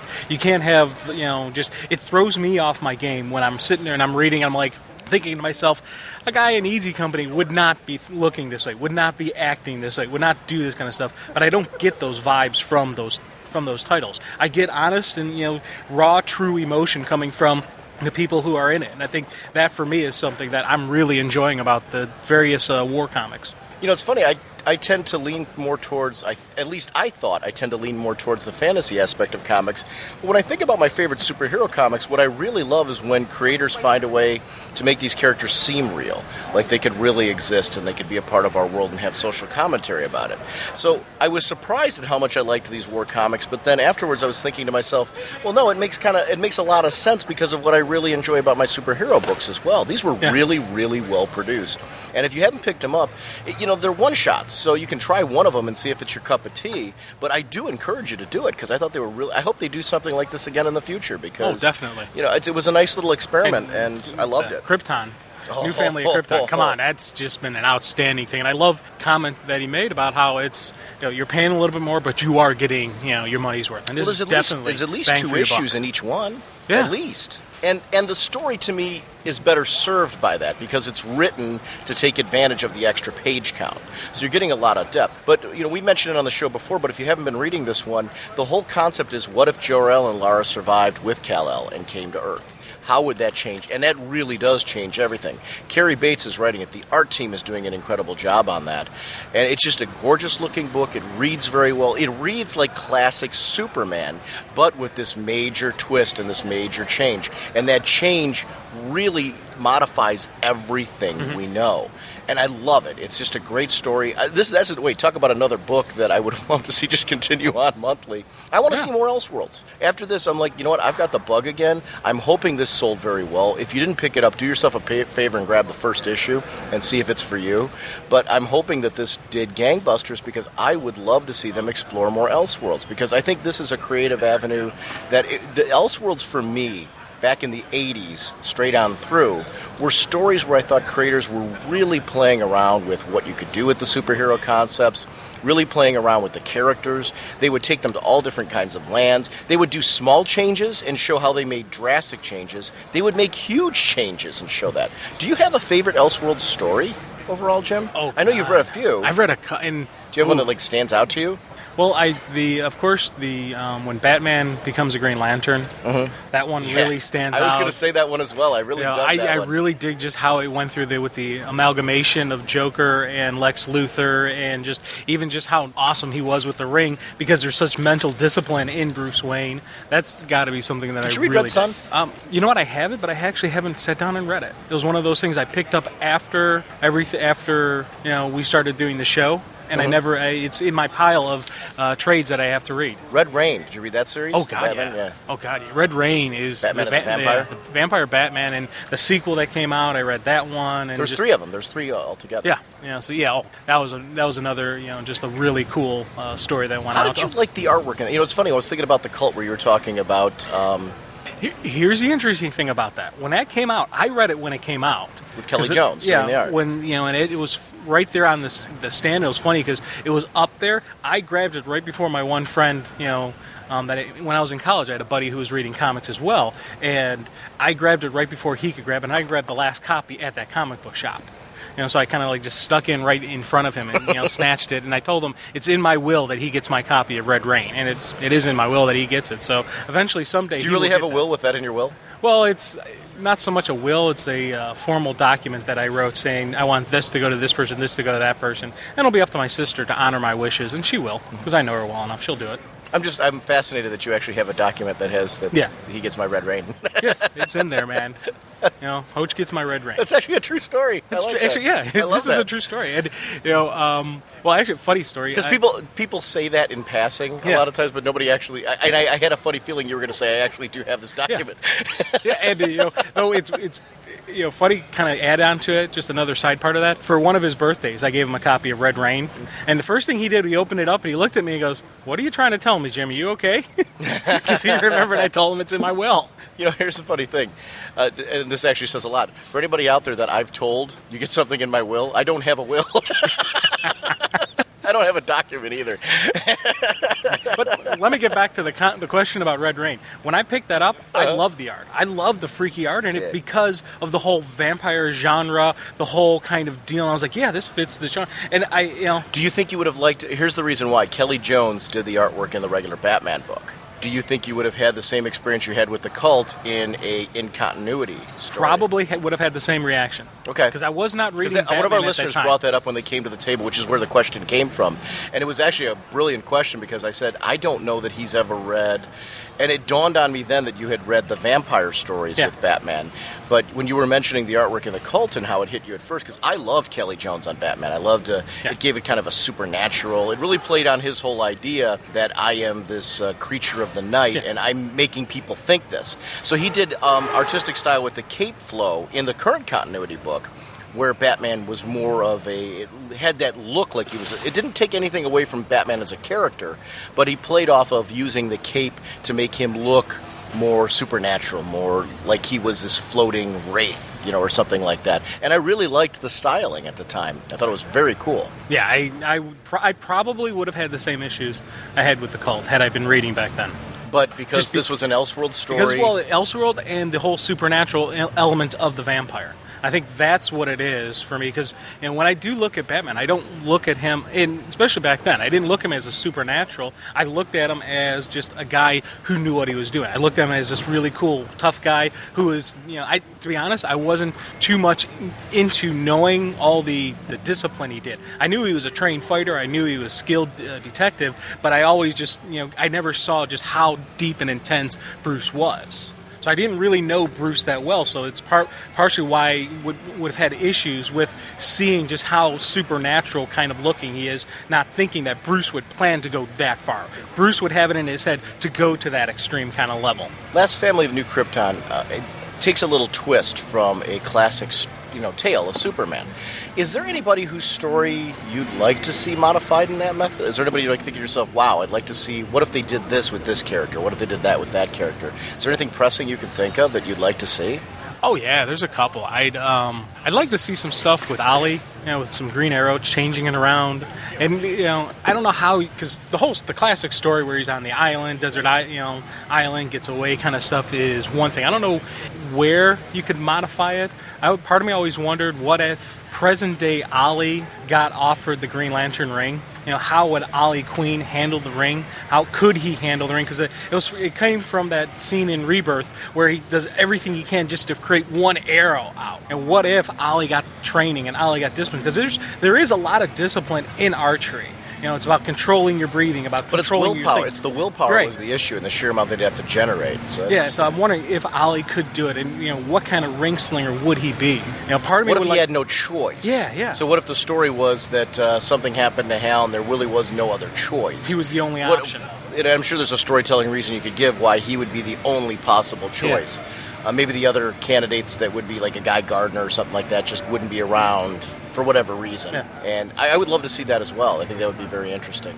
I'd love to see, I like the idea in when Batman got the ring, that he got a power set that we're not used to him seeing, and we got to see how that character would deal with that. I'd like to see maybe somebody get the Flash's powers that you wouldn't expect. Oh, yeah. What if Diana got the Flash's powers? Well, and how would that, but she's still Diana. She still grew up on Paradise Island. For some reason on Paradise Island, the experiment happened to her. Mm-hmm. Or, with some kind of, she got the powers of, Hermes, and that was, all of a sudden that, what would happen with her? You know who I'd like to see get the powers of the Flash? I'd like to see Tim Drake get them. That would be interesting as well, yeah. Because he wouldn't use it. I'm assuming he wouldn't use it. Are you talking about prior to him No, becoming... now that, he's now Red Robin, or when he was Robin or something, have him get that super charge. Because I couldn't see him operating like the Flash. He is Robin. He would still operate as Robin does, but because he has the heightened speed, he also has the heightened reflexes. He also has the heightened reactionary kind of stuff. So he would be amazing in a fight, because the fastest you could punch would be going so slow to him, he'd be able to block and hit you before you even completed your first punch. But I could still see him staying on true to the Bat style. And also, you look at his detective work. If he's doing his detective work at a superhuman level, that would be some cool kind of storytelling. Yeah, that'd be awesome. So I don't know. I don't really have anything that's pressing for me, but it would be. I'm not even saying that Diana getting the Flash's powers is my top thing. I would love to see some experimentation, though, where a creator said, "Hey, I've got a really wonderful idea for what if this story went a little bit differently and this hero got it." And they really played off what we know about that hero traditionally. Because I think that with the Flash powers, Diana, for example, you could really play off of her Amazon training. How would she be a different kind of Flash, being with the warrior aspect to her? She would handle things very different than Barry and Wally would, and I'd love to see what that would be like. And I wouldn't go to Superman's powers with her, because her power set. I'm not saying she's a Superman clone, but she, we've seen her with super strength, we've seen her fly, things like that. I think this would be just a different twist where she had a ground game, not a air game. Yeah. And what would that be like? I think it'd be a lot of fun. I don't know. It's kind of a cool thing. John72 Tex writes. Jonah Hex 59, Paul Miotti and Gray are a dynamic writing team. Secret 625, Gail Simone, need I say more? I'm still waiting on my DCBS order, so there's a lot of books I've yet to read, and my list is incomplete. If Vertigo books count, Unwritten 17 just had a create your own story issue, and that was excellent. I guess I can comment about books I'm looking forward to reading, which are Freedom Fighters #1, The War One-Shots, Last Family of New Krypton #2, Birds of Prey 5, Green Lantern Emerald Warriors #5, Flash #5, and Action Comics #893. That's a great lineup of books that he's looking forward to. Now, talking about, are you reading Unwritten? I'm reading it in trade. That book is excellent. Yeah. I love the whole theme of this Tommy Taylor getting the chance to... it's a kind of a play off of Harry Potter, but it's taken its own twists and turns. I love the book. It's one of those that I really can't encourage enough people to read them.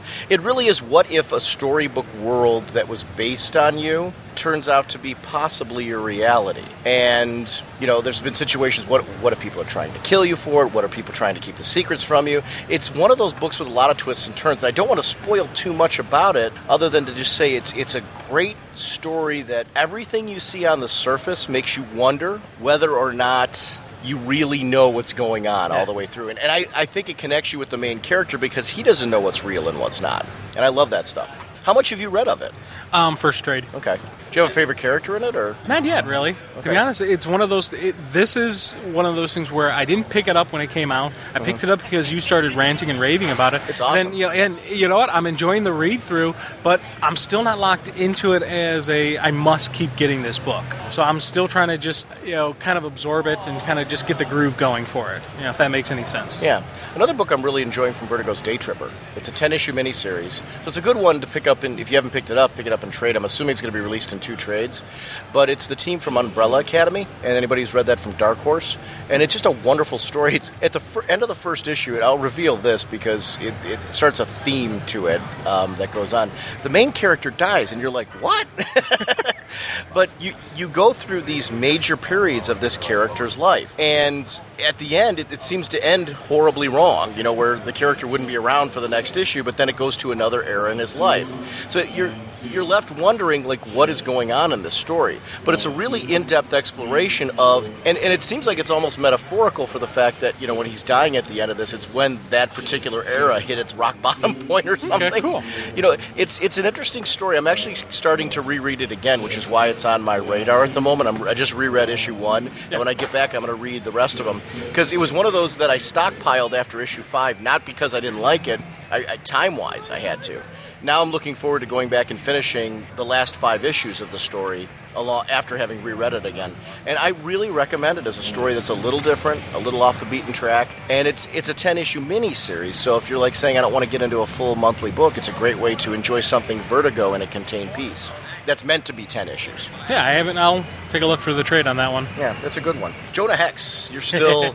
I'm still resisting, getting it every week and all that. And it's funny because I sit there and I'm like, I don't know why anymore. I think it's now one of those things where I'm just doing it because I'm doing it. Because you love Freedom Fighters, right? Yeah, I love Freedom Fighters, and every time I read a Jonah Hex story, I'm like, oh, this is cool. I'm loving Jonah Hex when I read it. So I don't want anyone to think I don't enjoy it, or it's an amazing story. It's really cool. I literally went to trades just because I was stockpiling. I figured I'll just make it easier on myself and I'll just get trades, but I don't know. This is one where I keep fighting going back into the monthlies, and then I start looking at what I have in monthly, because I still have a little bit of my factor where I don't like mixing trades and floppies. So I got to look and see what it will take for me to get my floppies up to date, or do I do full continue with the trade going? So is it time to read? Is that what's influencing that decision? Time to read is a lot of it. Definitely, because I was stockpiling it because I had to get to the other stuff. Mm-hmm. I'm getting to the other stuff. I want to read this. Bam, bam, bam. Getting ready with. And I was stockpiling a couple issues. I'm like, well, if I'm stockpiling it, you know what? I can just do trade. I'll just go and get the trade, and that's how the whole trade shift happened. See, it's funny. I'll stockpile issues of books that I'm afraid are going to get canceled. A lot of times, especially if I start something monthly, I'll just keep going monthly with it and stockpiling them. A lot of my Vertigo titles, just because of the sheer amount of stuff we're reading from the DC universe, get stockpiled, not because of quality, not because I'm not enjoying them. It's just because, when my work schedule gets crazy, I tend to go to the DCU stuff first because we talk about it the most on the show. And there are Vertigo titles that I have gone to and trade in the past, but then I wind up going back to monthlies and floppies, because I'm always afraid if I'm doing the trades that the book's going to get Yeah. So, like, I know my one sale isn't going to make a huge difference, but I've got the mentality that if I'm doing this one sale, Other people are doing the same thing, so I'm just adding to the pile. And so that is always my big concern. And I love Jonah Hex. I never stockpile. Jonah Hex is actually, you talk about your Thursday, Friday, Saturday reads. Jonah Hex is always a Thursday read for me when it comes out. It's one of those books that I love the done-in-one stories. I even when the book does multiple issue arcs, there's something about it. It's the whole, that Secret Six issue that Gale did, where the it was the theme. Western. Yeah. That's so, to me, is what Jonah Hex is. And I know you loved that one, which is baffling me that you're not picking up this book more often. Yeah. And as I said, it's just this is actually the title that I'm probably, I keep thinking about going back to monthly on it and shifting something else to trade and doing the switch that way. Something I'm currently getting monthly, shift it to trade. Like there's one of the Vertigo titles I'm actually thinking about, Xanadu. I'm thinking about shifting that to trade because I've been getting that monthly, and for the and just have Hex take the spot of Xanadu because again, Xanadu is another one where I'm stockpiling. I'm loving the story. It's my palate cleanser that I always talk about. It's a great just separate, step away from everything, and just do something different. And I'm enjoying it so much, but that's one of the things that holds on to it. Madame Xanadu, and that's not, honestly, that's a great example of one that it's really not a time issue for me. I found that the way that the arcs are structured, I prefer reading them when the arc is complete and I have them. I don't get that in trade for the reason I just stated. I'm worried that, if I want the sales numbers on the monthly book so it's still around, because I adore Madame Xanadu. The art is fantastic, and in both cases when we've had Michael William Kaluta on there, and of course Amy Reeder Hadley, I love the book. I stockpile the arc and then I read the arc when it's done. But Matt Wagner has crafted just a wonderful story. I loved that it went from the deep fantasy aspect of her rich past and, exploring and learning about magic to how growing up with the various problems throughout history that anybody that could be quote-unquote considered a witch would have to face, straight through to modern day and modern times and loss of loves and things like that along the way. That's one of I love stories that explore somebody who lives so long and what they have to deal with and how even in those communities you don't know who to trust and that, people can turn on you and how that will change your whole outlook on life. Because she was, the start of the story, she was this sweet, innocent girl. Yeah. And to see how she becomes a little bit more harder-edged as the time goes on. Not, I'm Batman hard-edged, but I mean, she did... She's not, I'm mean guy. Yeah, I'm mean guy, exactly. But I love the fact that we see her change into a more mature woman, and it's because life has led her that way. That's what I've really loved about the journey of this one, that it wasn't a quick origin of her. We've run along on the ride. That artwork, though, and the artwork's changed and modified according to the era, because that fantasy artwork in the beginning was very much straight from the best in fantasy films. Yeah, amen. Jim Maleficent Ogre mentions that, again, talking about that Superman Last Son, but also Tiny Titans. I really need to impress my love of Tiny Titans on. Issue 32 was an issue where Calabac joins the mix. The deep and in-depth story follows him through his first day at school at Sidekick Elementary. It's wonderful comedy, some lessons learned, great guest appearances. It was awesome. So awesome. It's the best issue in quite some time. That's a book that every issue through. I will say this. I've never read an issue of Tiny Titans only once. Oh, God, no. I mean, that's a book that I've read, and I'll honestly say a light read of Tiny Titans would be 3 times. I tend to page through that 4 or 5 times just because of the humor moments. It makes me smile. I've had really bad days at work. Yeah. Where I come home and I grab Tiny Titans, I read it, I chuckle a little bit, I start laughing. I'll go and I'll reach and I'll get the Billy Batson. I'll read some of those, and it just it brings me up. I enjoy it so much. It's one of those things where yes, it's Johnny DC line, but you know what? It is a wonderful read for any comic fan, any age, especially any Teen Titan fan, because this is just a great representation, a great universe that these guys are in, and I just can't say more wonderful things about it. It's one of those things where I will stand, shout it out from the highest mountain that this is a good title, this is something that you should be reading if you're a fan of comic books. This is a title you should be reading because this is something that is, it's that funness again. It's that great, just, cool, I'm going to say coolness of the comics and just that, the oomph kind of. My students, I'm going to say out of all the comics I have in my classroom, my students try to draw themselves the most, Tiny Titans. Yeah. They will start tracing the characters. They will draw the characters. That and Patrick the Wolf Boy, actually, which is also by Art and Franco. They love it. Billy Batson they love. They're loving, the Johnny DC line. But the one that they try to draw the most is Tiny Titans. And I think there's just something about it. They try to make their own strips. Cool. Because of the way that it's crafted. And I think it's awesome to see that. That is outstanding. But, I mean, for me, it's a book that I would never drop in a million years because, like you said, A Bad Day, it always gives you a smile. There's inside jokes for longtime comic fans, but it's incredibly accessible to anybody. And that's the part that I like. I like that there's jokes in there. It's like watching a good Pixar movie or Shrek or something like that. There's jokes in there for the adults, and there's plenty in there for the family. It's just great stories. Lantern Savage. Batman and Robin didn't just rock my socks off. It rocked my whole sock drawer. And now I have to wear flip-flops. What's not to love about the Joker getting one over on Damian Wayne while still in cuffs? The differently sane line and the Oberon Sexton outfit were awesome touches too. Very Morrison-esque. At this point, it seems almost redundant to mention the Green Lantern Corps, Brightest Day, and Generation Lost are at the top of the list this month. It's like Sean with the Hawkman storyline. You just expect awesomeness. That's actually really true. Yeah. And I'm actually glad that he mentioned that. I'll go on a little tangent here with Hawkman. I don't mention it as much with Brightest Day, and it's not because I'm not loving it. I'm adoring it. I just expected to. Yeah. And that just really is kudos to the creative teams for developing a story where I'm just blown away by Hawkman. But I really don't mention, and I got to start mentioning it a little bit more because I've been so focused lately on like the Aquaman storyline that's going in there that I'm really digging so heavily that I don't mention how much I'm really loving Hawkman as much, especially with some great news from the con here that we're getting Hawkman. So I mean I'm on cloud 9 right now because he still remains my favorite character. It's him and Bats are my top two at DC, so I'm really excited for that. Batman and Robin is just a great title. I'm really loving it, and it's funny in the different panels. Someone will knock it, or someone will knock Damian, and you get an immediate reaction from the crowds, like, "Boo!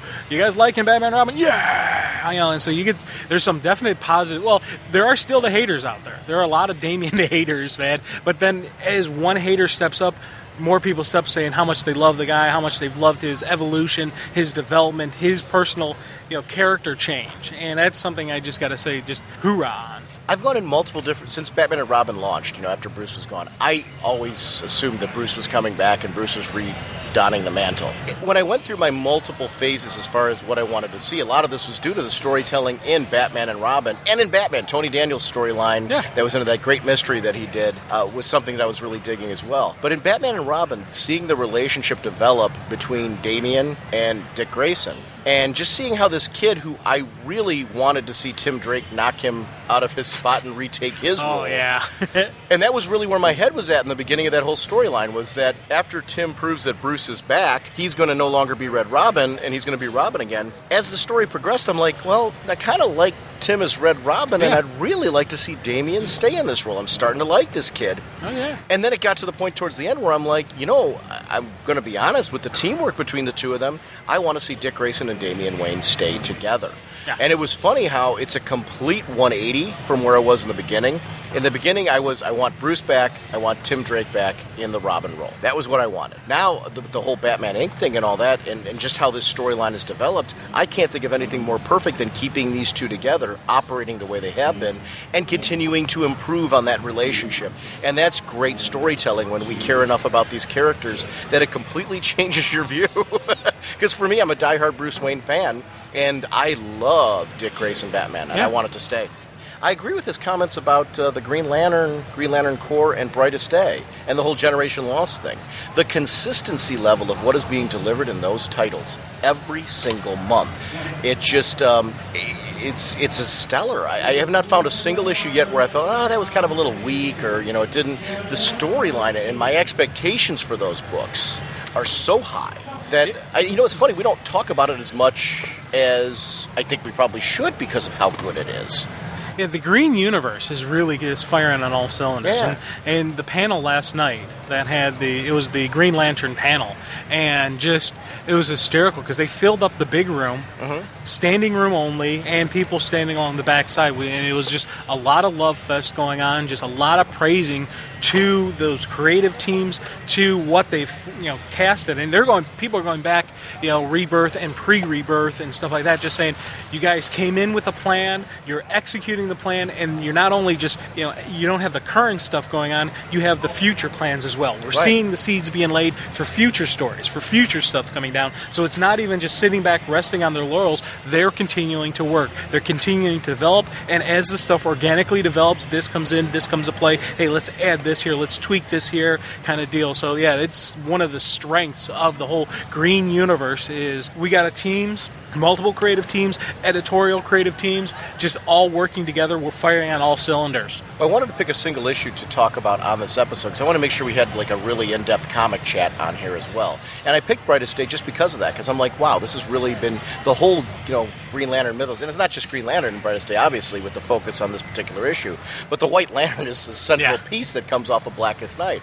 And I'm really loving just how much the Green Lantern, you think of it's the most powerful weapon in the universe, and the role that these characters have, they should have a major place within the DC universe. And it should be something that people would react to, other heroes would need to react to, the aftermaths of that. And I love that this event has led to that. I can't wait to see who this entity is going to be, this White Lantern. Yeah, who's going to be the one to carry that banner? Who will carry the banner? Who will wear it? And what does that mean? Wear the ring? And what does that mean for that person? Lego Nightwing. This is what I'm enjoying the most. Booster Gold because, well, it's Booster. Time Masters because I love the time travel aspect of it. It sort of links to other stories without making it a must-read. Justice League Generation Lost, because of the uncompressed storytelling and really not knowing where it's going. Brightest Day, see Generation Lost. I actually want to start with Generation Lost first there. That is one of the things that I really love about Generation Lost is the mystery. I don't know what Max Lord's up to. I really don't. Is he helping out people? Is he really just out for himself? Is he out for the world? What is his end game? You never really know what it's going to be until it actually plays out. How misguided is he? Yeah. And that's one of the things that I just really enjoy about that story is the unfolding mystery. And they give you just enough to keep you hooked. Yeah. And you know what? I think what's working great is the character drama that's going on with the JLI, with those classic heroes, and seeing them have difficulty dealing with being outcasts. And I love that. It's just it's a great read. The thing that I'm digging about this, and it goes along with Booster Gold, kind of mixed in there, you just see Booster being, this hero that he's this great hero, but nobody else knows about him, and everyone just looks at him, and just that whole concept of him. And he's got a secret identity now, whereas before he really didn't have one because everybody knew, hey, I'm Booster Gold, kind of deal. This is who I am. Well, now he does have a secret identity. Now he's got to fight and control that, and he's got to keep it from other heroes. And I love seeing that play out in the Time Master series, in his title, in the the JLI, Generation Lost. I keep calling them JLI because it is that team again. And I always ask myself, the end game, are we going to get more of this? Are we going to get a continuation of the JLI? And could they do it with Booster? Because he does have to protect his secret identity. He can't even tell his closest friends. He can't even tell other heroes because it can't get out that he does this. If people were to find out he is what he's doing, that would compromise him. That would, work against him in the time continuum whole deal. Booster Gold, what I'm loving about his series right now, I love seeing the character go back in time. Because I think we all think at some point in time, geez, it'd be great just to visit one day in your past. What would that be like? But he also shows us what one of the dangers are of doing that. Knowing what you know now, being who you are now, it actually shows us how much he's changed. Yeah. Because to see him back in that setting again and having to hide that from everybody and how they view him. Because the way they view him, I'm like, wait a minute, but he's not like that at all. But boy, was he back in the day. And it just shows how much he's matured and grown up. And I think that was a bold move to take him back and put him in that past and just show us like who the character is today. Because I think it was a great way to define to us, like, hey, if you think Booster really hasn't changed, well, let's plop him back there and you'll see what's what. And it's very well written. I think it's very hard. It must be hard for the creative team to not put him back in the types of stories that they did with him in the past because of that. Because, it is Giffen and DeMatteis putting him back in that role again, and the balance of keeping him looking like it's still our Booster today is just being pulled off brilliantly. I love the idea that he's questing, though, for evidence. I've got to find Max, and then gets pulled into, and you would, especially with friends, that are no longer with you, the opportunity to hang out with the old gang again. I know we'd do that. Oh, God, yeah. In the past, to hang out with our old friends as a group again, because we've got friends who don't, for various reasons, don't associate with each other as a large group anymore. How fun would that be to go back in the past just for one day, you just revisit what it was like, knowing that we probably shouldn't because we've got another mission to be on, but saying, especially if they're saying, come on, you got to go with us and all that stuff, how would you not get pulled in? And I loved his reasoning for doing that because it felt very human to me. It felt like he shouldn't do it, but yet I totally got why he did. Oh, yeah. You can't help yourself. Time Master's Vanishing Point, his comment about that being self-contained, tying clearly into the universe right now with what's going on with Return of Bruce Wayne, possibly leading to hints at what's to come, but yet not being something that you have to read in order to understand other books. I like that aspect of it, too. I do feel like I'm reading something that's going to wind up being incredibly rewarding. Yet, I don't feel like it's something that, if I'm not reading it, it's going to ruin my other reading. And I think it's a stronger story because of it. It's just a good story that's being told there that I think is going to give us major clues to the future. I also like that they have to explore the aspect of what can we do and what can't we do while we're traveling through time. That is one of my favorite things about time travel storylines. You have to be careful who you save, and that's very hard for heroes. I think it'd be hard for anybody. Imagine knowing that somebody's going you're in a situation to die, where and you can save them, but you can't because you can't. And you don't know how important their death is. And, who did their death inspire, and what have you done now by saving people that could horribly change the timeline? I love seeing Superman in those moments. Yes. And, even Hal, too, because they both have that jump in, must save the day kind of really strong, mindset. And, it's so ingrained in them. Now, all heroes have, they must save, the good guy, must save the civilians. But those two heroes especially just have that encrusted into them that, I tell you, those are the moments I love seeing because you can feel for them. You want to reach in the page and say, dude, I understand, man. You got to do this, though, brother. You got to do it this way. I love when they brought in Claw.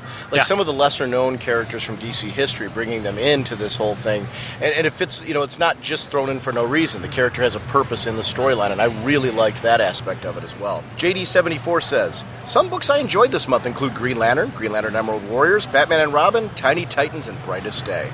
A lot of love for the Green Lantern universe in Brightest Day right now. I was glad to see Tiny Titans and actually consistently Batman and Robin as well. A lot of these books are all getting the same kind of love. So it's really great. And let me throw this out there from the Green Lantern panel that I was at yesterday. Yeah. We ain't seen nothing yet. We're definitely, with Emerald Warriors, with Green Lantern Corps, they were teasing a lot of just pure six brawls, all out, slobber knockers just coming down the pipeline. Someone asked the question about the color war. Did we see the color war, or is it still coming? And John's answer was like, well, the war of color, we got to wait for the war of the Green Lanterns. So there's going to be a fight within the Green Lanterns before we get the color war. So we haven't seen everything yet from the color spectrum. If you take a look at what's going on with the politics of the Green Lanterns right now, there's a lot of politics, a lot of people doing things that are like look what Guy Gardner and his crew is doing. They're having their own secret mission outside of the Guardians realm, which is... Talking about that secret mission, we're going to find out what happens when Hal finds out about their secret mission, and he's not going to be a happy camper. Well, and Guy knew that. So they've been teasing that we're going to see that, and I want to know why. Because I haven't seen any reasons yet why he wouldn't be happy about it, but I'm sure we're going to. Oh, yeah, that's coming down the pipeline, too. But I think things like that are a great example of where you're going to start seeing people that agree with certain people and factions divided. I think these laws have set some interesting precedents where some people are very into following the Guardians strictly. Other people are not. The Alpha Lanterns, what's that going to mean? There's little changes to them now, so who knows where they're going to play into effect. And Jon Stewart's coming up to some really big stories because people were asking about Jon, saying, hey, he's a great character. We know he's a great character. He's going to be one of the central focuses in the Corps. There's going to be some cool stuff coming down the line with him. Kyle Rayner has some good stuff coming down the pipeline. They They talked about and teased a Kyle Rayner versus Sinestro fight. Nice. That he said, and this is quote from John saying, this is going to be one of the best slugfests you have ever seen. He's like, it's compared back to the Sinestro Hal Jordan slugfest that they had back in the Rebirth and whatnot. So we're going to see some really cool stuff action wise as well as story wise. It's not just going to be go and blow things up. There's some stuff coming down the pipeline on this whole Green Universe team, man. They are in sync. They're in the groove with each other. They've got some crossovers within titles set up. They've got a lot of stuff outside of where it's just in the individual titles, but there's going to be ramifications in the universe kind of stuff. They're really firing on all cylinders and working as a team, and that's something that just I am really excited about for the future of. I think one of the things that DC's doing really strong right now, and I think it's one of the reasons why I'm with the Flash. I know we're building towards I think a time where we're going to be getting this with a lot of the Flash characters that we all want to see. I'd love to see Wally back again in a greater role in the DC universe. Bart, I mean, obviously we're going to be seeing him in Teen Titans, so we're going to be getting big Bart stories soon, but I think we're also going to be getting Bart stories in the Flash. And one of the things that I'm really looking forward to is the build towards that. I think that's really, really important that there's a gradual build towards that, which I think is absolutely fantastic. One of the great things about this con in general, we took a little breather here for a couple seconds. We were chatting with Jim Calafiore and Mike Norton. I encourage you when you go to conventions, hit Artist Alley and talk to the artists, talk to the writers that are down there. Because these wonderful creators, they're there, they're spending their whole day here, and they're just such interesting people, and they really want to connect with fans. And it was really great to have a conversation with them about their comics, their work, and just how the con's been going for them and things like that. So do yourself a favor and take time to do that, because they're here for all of us, and that's really one of the great things about going to a con. So if you've been on the fence about hitting a convention, this is a chance to talk to the people about the work that they've been doing, and it's really fantastic to just kind of get their insight. Yeah, and they're very friendly. That was something that always shocks me, that you see these people that they have a celebrity status to me, and when you see a celebrity who's open, friendly, and just like one of us, it's a cool thing, and it's a really neat experience, and I'm going to go away from this saying, yeah, cool, I got to meet him. That's neat. Absolutely. But it's one of the cool things. Don't just get your book signed or things like that. Say hello, chat, and that's because you figure they're there the whole day long, and you want to keep their day interesting as well. And talking to you is one of the things that they really do enjoy. And I tell you, I get really tongue-tied. I do too. When I meet, when I'll meet someone for the first time, and it's very hard for me to get something out. It's kind of hard for people to believe that I get quiet, but I do, and it's just you just throw something out, even if it's just hey, I really just want to tell you how much I love your work, or if hey, when you did this issue, that was awesome, and I couldn't believe it, kind of deal. You're gonna have some Chris Farley moments where you're like, remember when you drew that? That was cool. You're going to have those moments, but you just, it's appreciated, and it's, you just have that thing and just try to say something, and you'll enjoy it, you'll appreciate it, you'll have that memory for later on, and definitely take advantage of it. Well, I'm the king of those. I sound like a complete doofus. Yeah. But, I mean, it's still one of those things, and even if you do, that gives them something to chuckle about after you left, which I have no problem with either. So it is, definitely say something, and because I've been there at times where it's almost painful. Somebody will hand the creator a stack of books, they'll start signing them, and the person just stands there like dead weight. I know. And saying something dumb has to be better than that. Yeah. Much better than that. Exactly. But a lot of times just even a hey, how are you? How's the con been? Those type of things, just to get the conversation going. And you'll find out sometimes they're interested in things that you are, and it leads into a conversation. Ethan Van Sciver one time was drawing a sketch for me, and he started talking about horror films. And I mean, it's just so interesting to talk to, and I never thought I would be having that kind of conversation with a comic creator. And I think we talked very little about his work.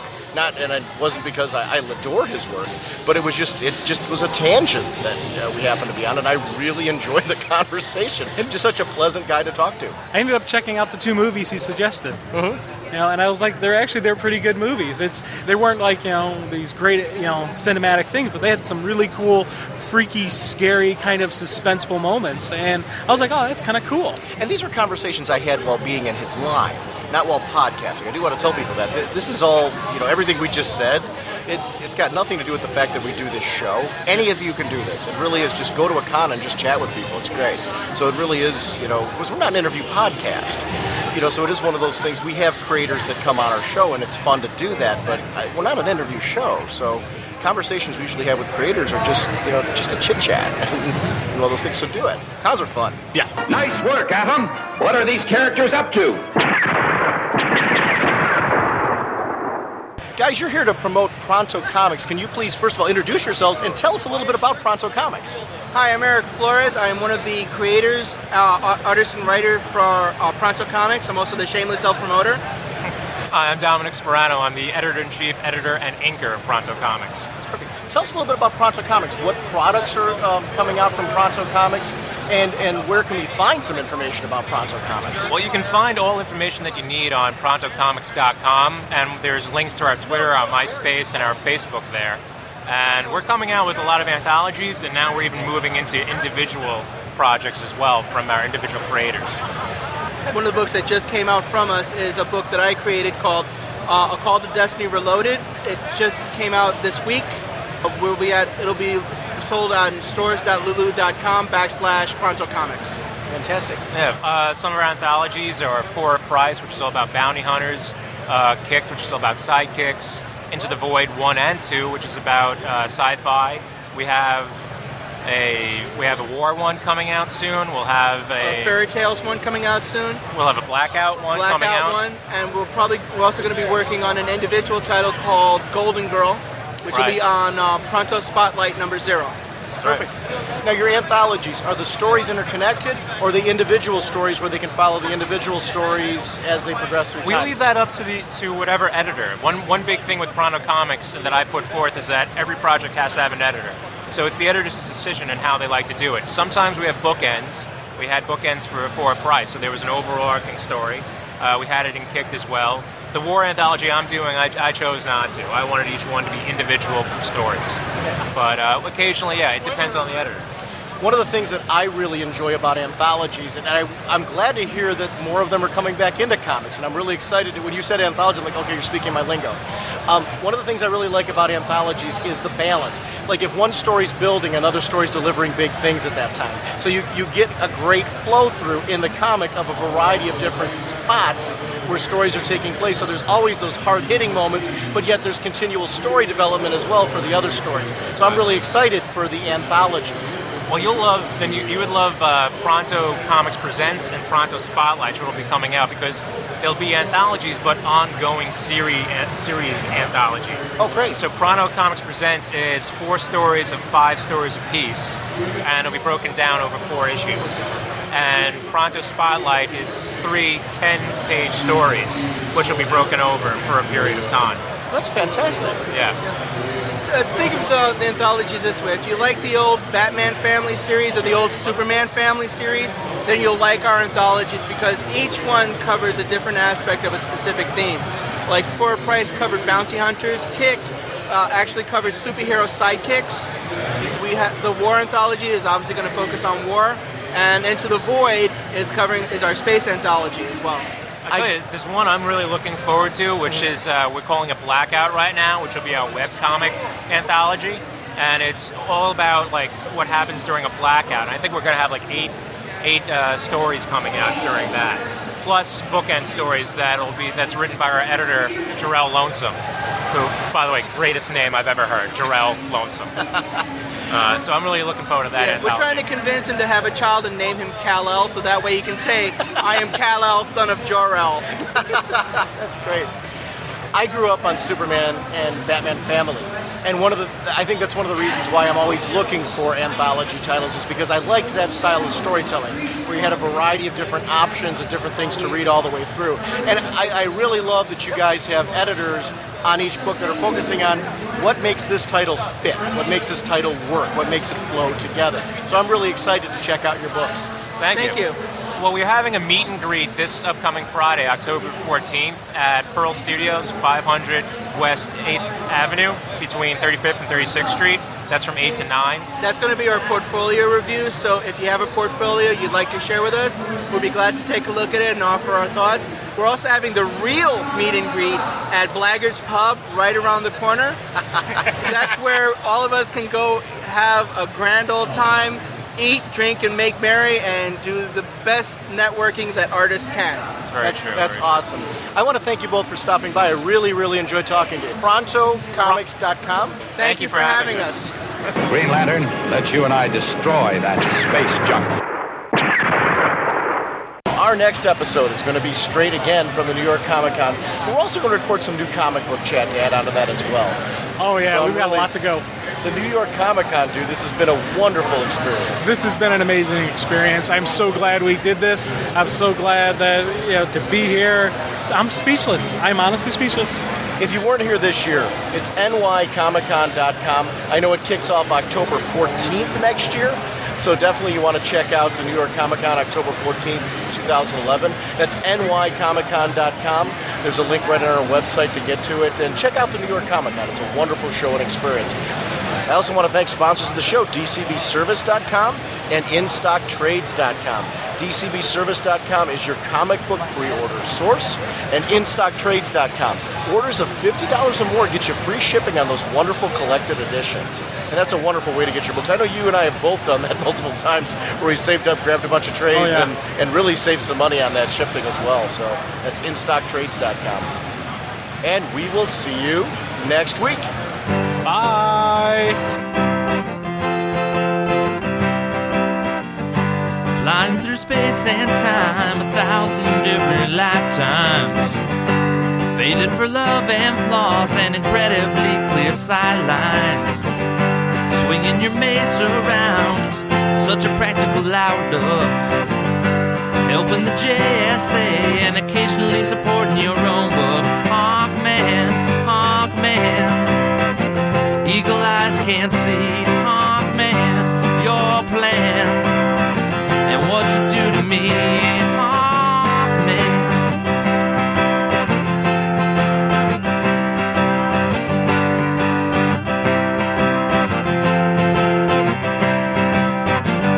The villains are closing in, be they Thanin Guard or Egyptian. Working so hard to thwart you and Hawkgirl's mission. The odds are not on your side, and danger seems to stack up.